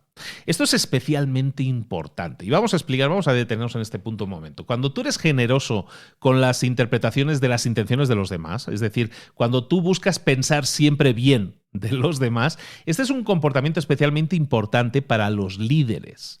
Cuando tú pones en práctica como líder de esta manera el pensar siempre bien, es como si lo pusiéramos en corto sería piensa bien y acertarás. Cuando tú asumes que la otra persona tiene una intención negativa en las cosas, que una persona no te ha entregado la tarea a tiempo o no sé, el compromiso que adquirió no lo llevó a cabo, cuando tú asumes que una persona, su intención era negativa, entonces los resultados van a ser, bueno, pues entonces que vas a pensar mal de esa persona, vas a pensar que no se preocupa, que está intentando dañarte, que no es la persona adecuada para ese tipo de tarea. Cuando tú piensas mal de una persona, al final los resultados de ese pensamiento van a ser siempre negativos. Sin embargo, cuando sucede una cosa o estamos en una determinada situación y tú asumes que la otra persona, la intención de la otra persona era positiva, esto es, cuando tú te preguntas si ellos estuvieran intentando hacerlo lo mejor posible, ¿qué se les interpuso? ¿Qué es lo que les impidió hacerlo bien si estaban intentando hacerlo lo mejor posible? Cuando piensas de esta manera, es decir, piensas que la intención de aquellos era positiva y si no se pudo conseguir un resultado fue porque algo se interpuso en el camino, estás pensando bien de la otra persona, estás enviando un mensaje positivo a la otra persona y automáticamente eso te hace interrogarte por más cosas. ¿Qué es lo que se interpuso en su camino? ¿Por qué no nos lo pudieron entregar a tiempo? A lo mejor hay razones detrás de ello, a lo mejor fue que yo no puse los límites adecuados, a lo mejor fue culpa mía porque yo no le di la guía o la educación adecuada, a lo mejor es porque le pedí a algún miembro del equipo hacer algo que ellos no podían hacer o que no tenían autoridad de hacer o que no sabían hacer. Entonces, cuando yo asumo que esa persona quería hacerlo bien, pero no pudo hacerlo bien por alguna determinada razón, en vez de centrarme en algo negativo del resultado de esa persona que no es la adecuada, a lo mejor me centro en cosas que hacen que esa persona no haya tenido las herramientas adecuadas. ¿Te fijas en la diferencia? Parece sutil, pero no lo es. Es uno de los grandes puntos que cuando tú como líder piensas bien de las otras personas, automáticamente te hace interrogarte sobre a lo mejor es que hay otras cosas que están fallando. Y ya no te centras en el posible perjuicio que esa persona te quería hacer, sino en el beneficio que esa persona te quería hacer, pero que no ha podido llevarlo a cabo por una determinada razón. La cuarta y última habilidad que tenemos que desarrollar para ser buenos líderes, para atrevernos a liderar en tiempos de incertidumbre y liderar de forma de verdad de crecimiento y de innovación, como deberíamos estar haciéndolo todos, es el desarrollo de la resiliencia. Desarrollar la resiliencia ante el fracaso. Que bueno, la resiliencia, que al final resiliencia al fracaso es lo mismo. Bueno, esta cuarta habilidad que debemos construir para tener ese liderazgo valiente es desarrollar esta resiliencia. Básicamente la resiliencia, no la resistencia, la resiliencia es nuestra habilidad para levantarnos, para sacudirnos el polvo y seguir adelante cuando algo sale mal. Eso es resiliencia. Me levanto a pesar de haber recibido un contratiempo, me levanto y sigo adelante. Eso es resiliencia. Bueno, y esta habilidad es esencial para los líderes, tanto para enseñársela a los demás como para aplicarla en sí mismos.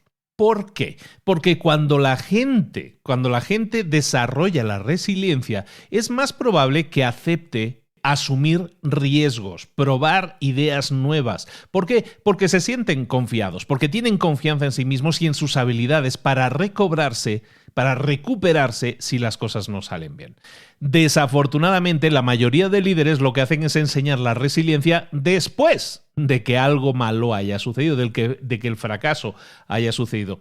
Los líderes valientes lo que tienen que hacer es enseñar los pasos para el manejo de la resiliencia desde el principio de que una persona se incorpora a tu empresa. En el proceso de onboarding, que se llama normalmente, o landing, que le llaman muchas veces en las empresas, es decir, cuando contratas a alguien para una empresa y lo tienes que formar, la formación en resiliencia también es fundamental. ¿Por qué? Porque estamos normalizando el fracaso, estamos normalizando el error, estamos normalizando los fallos. No quiere decir que los aceptemos, simplemente los normalicemos.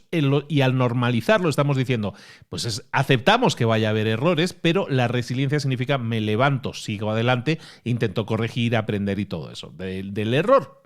Eso le está enviando un mensaje muy poderoso a los miembros de tu equipo. Le estás diciendo a los miembros de tu equipo, te vamos a apoyar, no vamos a hacer que te sientas avergonzado cuando esto o si eso sucede. Entonces, enseñar la resiliencia o la resiliencia del fracaso es ahora más importante que nunca, sobre todo con esta generación de jóvenes que se incorporan al mercado laboral, ya sean los millennials o generación Z, que entran a la fuerza de trabajo.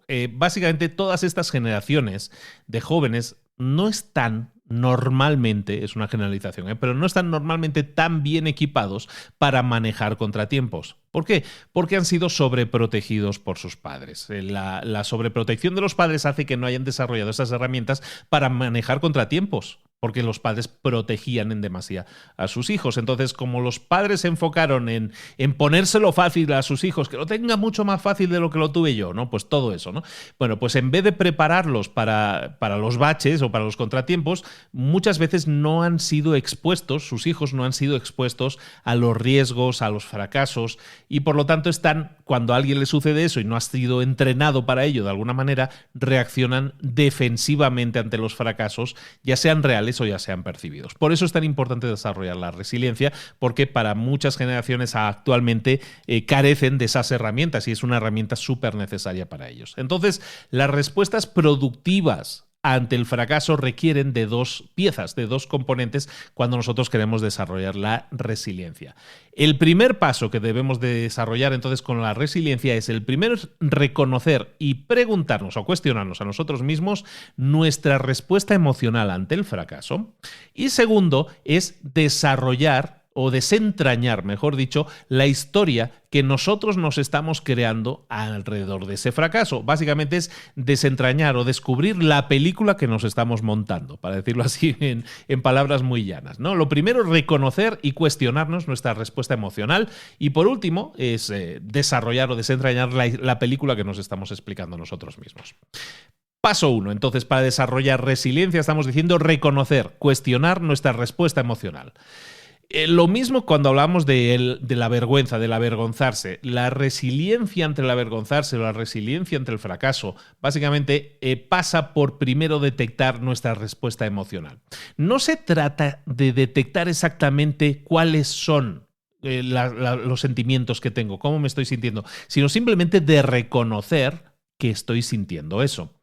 Lo vamos a poner con un ejemplo. Si yo tengo un fracaso, si yo he fallado en algo, a lo mejor yo reacciono emocionalmente de una forma física o mental que es muy específica. Cuando yo sé que me ha ido mal en algo o hay algo que no lo he hecho bien, a lo mejor me siento superado o me quedo quieto, no sé reaccionar o siento una bola en el estómago o me dan ganas de llorar. En cada caso, cada persona es diferente. A lo mejor es todo a la vez, ¿no? Bueno, yo lo que tengo que ser es capaz de reconocer que eso me está sucediendo y entender que eso que estoy sintiendo está relacionado, es una respuesta al fracaso. Entonces, en vez de reaccionar negativamente, voy a reconocer que esas emociones me están sucediendo y entiendo que eso me está sucediendo porque es una respuesta emocional a un error. ¿Sí me he explicado? No se trata de tratar esas emociones, se trata de reconocerlas, de reconocer, me estoy sintiendo de esta manera, ¿por qué? Porque estoy teniendo esta respuesta emocional ante un fracaso o ante un contratiempo, ¿vale? Se trata de reconocer que eso me está sucediendo. ¿Por qué? Cuando tú eres un líder y demuestras que puedes controlar tus emociones, que puedes reconocer tus emociones y entonces manejarlas adecuadamente, eres un gran líder. Los mejores líderes son aquellos que demuestran que cuando suceden estas emociones, las frenan, las manejan, las canalizan para no transformarlas en ansiedad o momentos de estrés, sino llevarlas hasta un entorno todavía calmado. Cuando yo detecte en mí mismo una respuesta emocional de ese tipo, tengo que detectar, esto me está pasando porque estoy respondiendo emocionalmente a esto que está sucediendo. Si yo esto lo racionalizo, es decir, si yo pienso de esta manera, entonces puedo conectar y preguntarme a mí mismo, ¿por qué me está sucediendo esto? ¿Qué es lo que está pasando? Yo me puedo preguntar en la calma, porque sigo manteniéndome en calma, porque reconozco lo que me está pasando. Cuando sé que estoy en calma, puedo entonces pasar al siguiente paso, en este caso que es el manejo de la resiliencia, básicamente detectar la película que nos estamos explicando. ¿De acuerdo? Entonces es fundamental mantener la calma, en resumen, en el primer paso para manejar esta ansiedad. ¿Y cómo lo hacemos? Reconociendo cómo nos sentimos cada vez que eso nos sucede. Y al sentirnos de esa manera y reconocer, mira, tengo palpitaciones o me dan ganas de vomitar o me dan ganas de llorar, ya sé que me está pasando esto, ¿de acuerdo? Entonces mantengo la calma, sé que esto me está sucediendo, me reconozco, sé que yo soy así y me comporto de esta manera, no intento cambiarlo, simplemente lo detecto y lo reconozco. Y eso me lleva al segundo punto, desentrañar la historia que nosotros nos explicamos a nosotros mismos sobre ese fallo, sobre ese error. Básicamente es esa película que nosotros nos creamos cuando algo nos sucede. Cuando nosotros pensamos en algo que nos ha sucedido y es algo importante en respuesta a un fracaso o un error, nuestra mente, de forma natural, porque así estamos diseñados, crea una historia para intentar darle explicación a lo que ha pasado. Si ha pasado un error o algo ha sucedido, y ahora voy a poneros varios ejemplos, si algo sucede, yo intento montarme la película completa. ¿Por qué? Porque la película yo no la tengo completa. Normalmente yo tengo piezas de información que son incompletas y yo lo que hago es montarme la película completa, intento conectarlas de una forma que para mí tenga sentido y tenga lógica. Lo que sucede es que cuando yo monto una película a partir de piezas incompletas para montarme una historia, lo que estoy haciendo es acudir en mi mente a patrones, a sesgos cognitivos que me permiten montar esas historias. Eso quiere decir, basado en mis experiencias anteriores, yo intento montarme la película completa. ¿Qué sucede? Por ejemplo, llegas al trabajo y una compañera de trabajo, tú le saludas a la compañera y la compañera te saluda como muy seca o te saluda, ni siquiera te mira, no te hace mucho caso. Entonces, película, este puede ser, no es un fracaso como tal, pero a lo mejor es algo que ha sucedido que es un contratiempo. Tú dices, caray, me dejó cortado, ¿no? Me habló así como muy seco. Y tú empiezas a montarte la película en tu mente. La película es, pues esta chica estuvo muy cortante hoy conmigo, probablemente es que yo le hice algo. A lo mejor es que yo le he hecho algo, tú. Entonces, tu cerebro empieza a inventar una historia que le dé sentido a lo que has vivido. Tú sabes que ella ha estado muy seca contigo y tú buscas conexiones, es decir, y tu conexión ha sido, ¿sabes qué? Probablemente le he hecho algo porque entonces ella está siendo muy seca conmigo. Seguramente yo le he hecho algo. Entonces, empiezas a cuestionar tus acciones, aunque no sabemos si eso es lo que ha sucedido. Si hubieras tenido toda la información y hubieras sabido que a lo mejor es que no estaba seca contigo, es que está seca hoy con todo el mundo porque está súper cansada, porque tiene una hija pequeña, una bebé, y la bebé no durmió en toda la noche, entonces la chica no ha podido dormir, y entonces su tono no fue con intención de nada, simplemente es que no puede con su vida y está muy cansada, y entonces está muy cortante y ni siquiera se dio cuenta.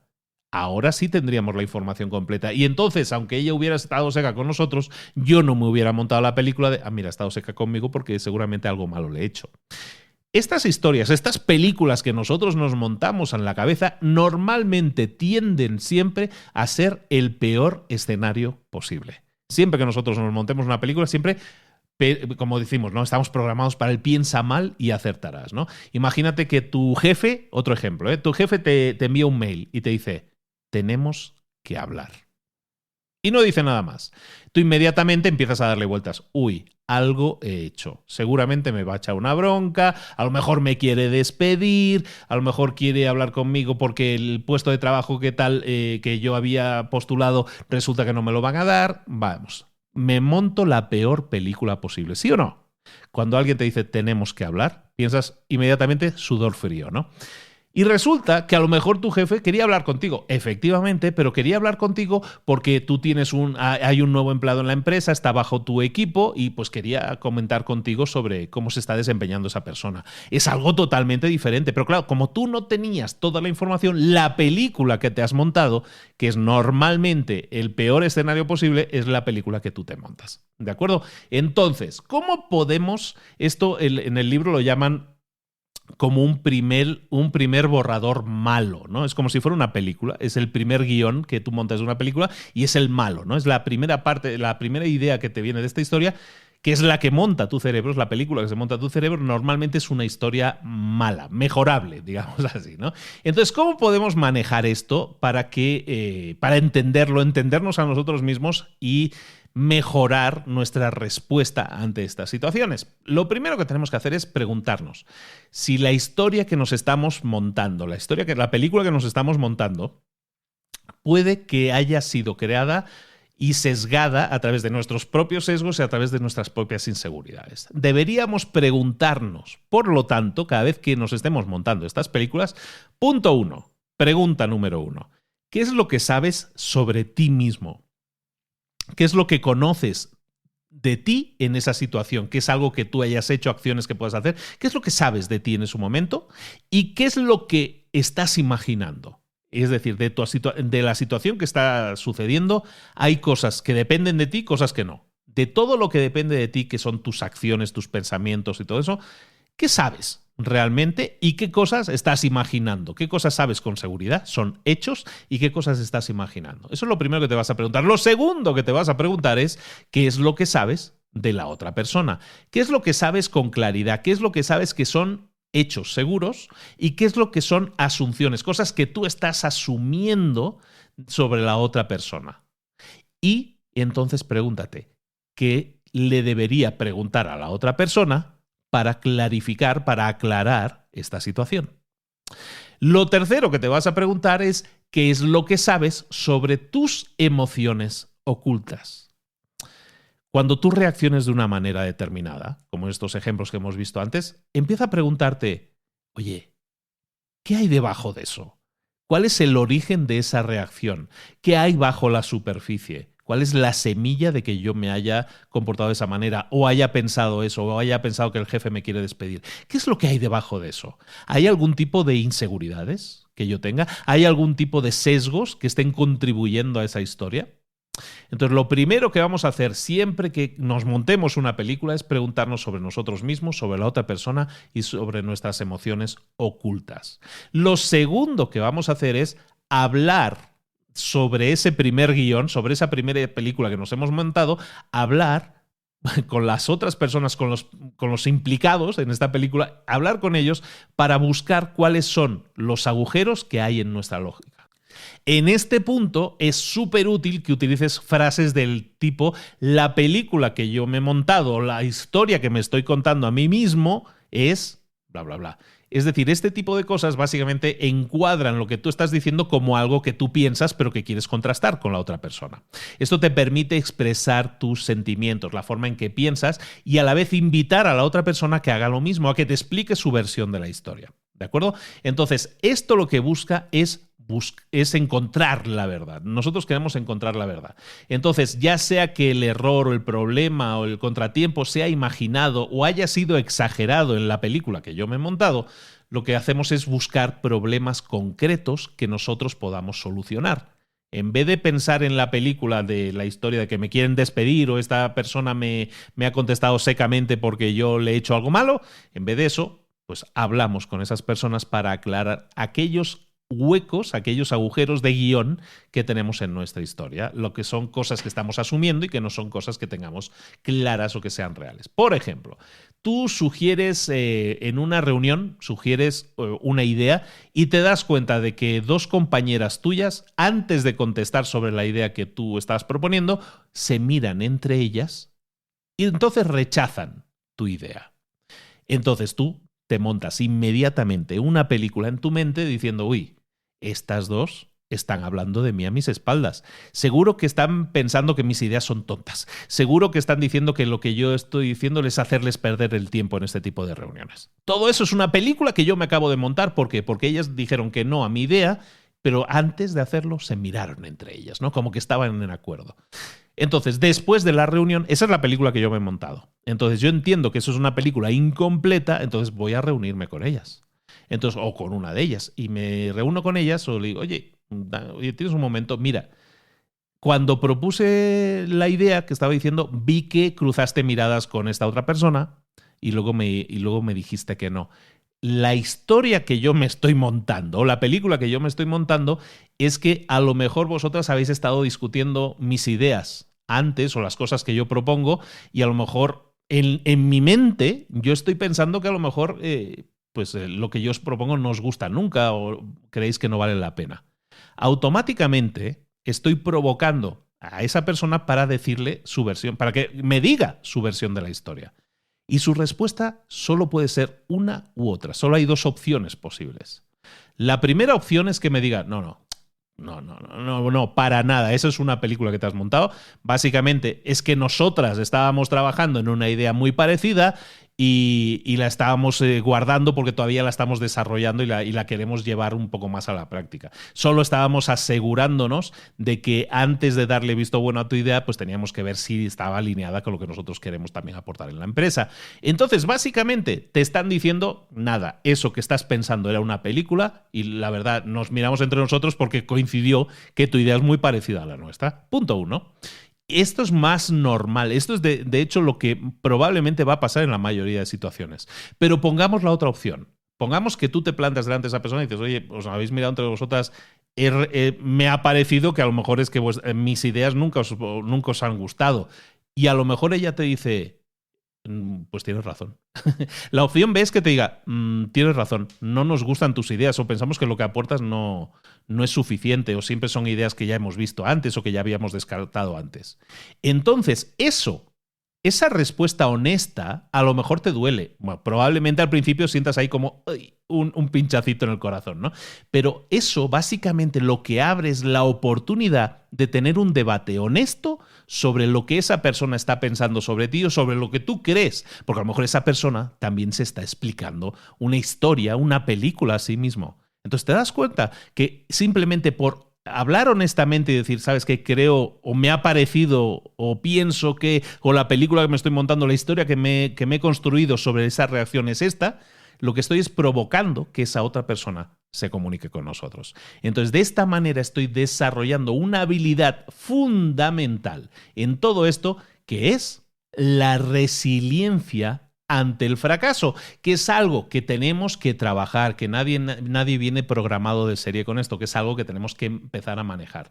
Cuando tú eres un líder valiente y reconoces que en tu equipo se están explicando historias, se están montando películas, esto también tienes que entender que sucede cuando pasan cosas en la empresa, cuando hay tiempos de incertidumbre y tiempos de cambios, tiempos en los que ha habido algún fracaso, algún contratiempo.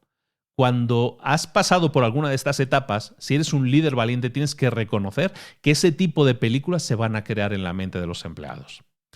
Cuando eso suceda, como buen líder, tienes entonces que activarte y activar la resiliencia de los otros. ¿Cómo lo vas a hacer? Vas a sentarte con ellos, vas a hacer una reunión y vas a permitir que todos en voz alta expresen las películas que se están montando en su cabeza, las historias que se están cohesionando en la cabeza de esas gentes. Vas a permitir que la lógica que esas personas tengan en la cabeza la expliquen en voz alta. Y entonces, a través de escuchar las historias de tu equipo y trabajar con ellas y separar lo que es realidad de lo que es ficción, les estás dando la oportunidad a todos, a ti primero, de mejorar la comunicación y tu estilo comunicativo. Y a ellos, este ejercicio les permite exponer todas sus dudas y a ti te permite tapar todos los agujeros de información que te faltaba tapar en la comunicación con tus empleados o con tus compañeros de trabajo. Entonces, la resiliencia se construye mediante comunicación y mediante la resolución de problemas en la comunicación, mediante las historias o películas que estas personas se puedan estar preguntando a sí mismos. Hemos terminado. Este es el 4.0. Ha salido un resumen muy largo hoy, ¿eh? Pero bueno, espero que te haya servido porque hay muchas herramientas y muchas formas de manejar situaciones que te pueden servir, ya seas un líder de dueño de empresa o ya seas un líder de equipo en el que va a haber este tipo de situaciones habitualmente y necesitas toda una caja de herramientas para ser un líder valiente. Cuando tú te apoyas en estas 4 habilidades que te sirven para desarrollar esa valentía, recordemos, la vulnerabilidad, desarrollar la vulnerabilidad, desarrollar los valores, escoger y poner en práctica los valores, que era el segundo, la construcción de la confianza, que era el tercero, y desarrollar esa resiliencia o resiliencia ante el fracaso, lo que estás haciendo es recuperar o conseguir control sobre situaciones difíciles. Situaciones difíciles que te pueden afectar a ti o a los miembros de tu equipo. Cuando desarrollas estas 4 habilidades, tu habilidad de enfrentarte a riesgos, enfrentarte a fallos, errores, de forma productiva y de forma proactiva, mejora sustancialmente. Entonces, en vez de reaccionar defensivamente, tú o tu equipo, en vez de reaccionar defensivamente y provocar comportamientos que deberían ser evitados, comportamientos de protección, de defensa, podremos desarrollar creatividad, colaboración, nuevas ideas, y todo eso es crucial, es absolutamente indispensable hoy en día si queremos desarrollar una empresa, un equipo de trabajo en el que la innovación y la creatividad sean el pan nuestro de cada día. Esto es el resumen de Atrévete a liderar, el último libro de Brené Brown, que damos la bienvenida en Libros para Emprendedores, nunca había estado con nosotros. Tiene 5 libros muy potentes en los que habla de toda esta vulnerabilidad, del desarrollo, manejo de las emociones. Tiene mucho que ver con inteligencia emocional, como puedes entender, y básicamente es un gran libro que te recomiendo tú y es una gran herramienta si tienes la posibilidad de leerlo. Está en inglés, no está en traducción que yo haya encontrado. Entonces, Dare to Lead, se llama, si sabes de inglés, Dare to Lead, de Brené Brown, altísimamente recomendado porque hay un montón de situaciones, de manejos de situaciones que suceden en tu día a día y que no sabemos manejar. Es una caja de herramientas súper necesaria hoy en día para el manejo de situaciones, de conflictos, de manejo de situaciones complejas, de manejo de una mejor comunicación con todos los miembros de tu equipo, con los miembros, con tus jefes, con tus empleados, a todos los niveles. Comunicación hacia arriba, comunicación hacia abajo, comunicación horizontal en todos los niveles de la empresa. Altísimamente recomendado. Espero que te haya gustado mucho, espero que te haya servido esta guía en profundidad que te he entregado, y si es así, pues nada, házmelo saber, déjanos un comentario en las redes sociales. Recuerda, estoy muy activo ahora en Instagram en @librosparaemprendedores, todo junto, y ahí me puedes encontrar, enviarme mensajes y bueno, rebotemos ideas si así lo necesitas. Durante esta semana también publicamos en las redes sociales un resumen visual, también un poco de las ideas principales, que espero que te pueda ayudar, así como diapositivas, como slides, como carruseles de imágenes que le llaman ahora. Todo eso lo puedes encontrar durante esta semana también en las redes sociales y pues iniciemos un debate, hablemos de esas situaciones, de cómo manejas tú esas situaciones. Por cierto, dentro de la página web de Brené Brown te voy a incluir porque he encontrado una guía, un libro de trabajo que puedes utilizar mientras estés leyendo este libro. Libro que te recomiendo mucho. Bueno, pues la guía es gratuita, es un PDF gratuito, te lo voy a enlazar directamente desde las notas del episodio.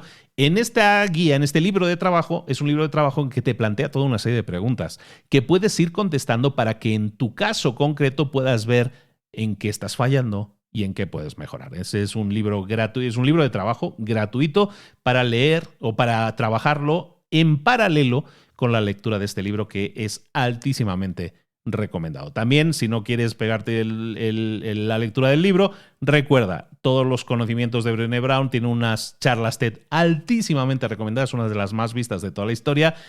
Y si tienes Netflix, también puedes ver su documental, en el que también vas a ver una exposición de todo este tipo de ideas, de vulnerabilidad y cómo eso nos puede hacer mucha mejor comunicación y en este caso mucho mejor líder dentro de una empresa, que puede ser la tuya o puede ser simplemente un liderazgo de equipo. ¿De acuerdo? Espero que te haya gustado mucho. Recuerda, en librosparaemprendedores.net tienes este y 100 y pico resúmenes más. Muchísimas gracias a todos los que me tienen paciencia. Sabed que hacer un resumen de estos lleva muchas horas y bueno, pues para la gente que lo entiende y que entiende que a lo mejor puedo estar 1, 2 o hasta 3 semanas a veces preparando resúmenes, pues bueno, que entiendan que cuesta, que este resumen en concreto es bastante extenso porque es con muchas cosas muy precisas que podemos hacer, que el resumen que estoy preparando para la próxima semana es de un libro de muchísimos cientos de páginas y que a veces estas cosas cuestan más de lo previsto. Para todos aquellos, también un mensaje, para todos aquellos que se quejan a veces, es que estás fallando, ya no nos envías un libro cada semana, lo envío siempre que puedo. Pero entended también una cosa. Cuando yo entrego un resumen de libro, no es un acto de entretenimiento, aunque muchos se lo tomen así. Este libro, por ejemplo, si tú recoges alguna de estas ideas que hemos explicado hoy aquí y la pones en práctica, vas a tener resultados. Y si tú te escuchas un resumen o te lees un libro al mes y luego lo pones en práctica durante el siguiente mes, eso te va a generar crecimiento, resultados, vas a tener mejoras. Si lo único que haces es coleccionar conocimiento, es decir, mira, ahora me voy a escuchar todos los resúmenes de Luis, los 100 y pico resúmenes me los voy a escuchar todos. Te lo agradezco, por un lado, pero por otro lado te digo, no es necesario. No me haces ningún favor a mí, quiero que te hagas un favor a ti. Y ese favor a ti que te puedes hacer es tan simple como pensar, mira, ahora que he escuchado este resumen, lo voy a poner en práctica. Cuando haya obtenido resultados, voy a escuchar el siguiente resumen o de un resumen que me parezca atractivo y lo voy a poner en práctica y voy a obtener resultados. Si tú hicieras esto, y teniendo en cuenta que hay 100 y pico resúmenes, estamos hablando de que si escuchas un resumen y luego te dedicas 1 o 2 semanas a ponerlo en práctica, estamos hablando de que con lo que hay ahora mismo en esta base de datos de conocimiento que yo te entrego, ¿tienes para 2, 3, 4 años? Tienes conocimiento más que suficiente aquí para obtener resultados. No tienes que esperar a un siguiente libro. No tienes que esperar a un siguiente resumen para obtener resultados. Todo está dentro de ti ahora. Todas las herramientas que necesitas ya están dentro de ti. Si lo que quieres son resultados, empieza a aplicar. Empieza a poner en práctica una cosa a la vez. Y ahí es donde está la clave para que obtengas resultados. Y a todos los demás que solo quieren escuchar a un señor hablando durante 1 hora y media o casi 2 horas de un libro, pues nada, nos vemos la próxima semana en Libros para Emprendedores. ¡Hasta luego!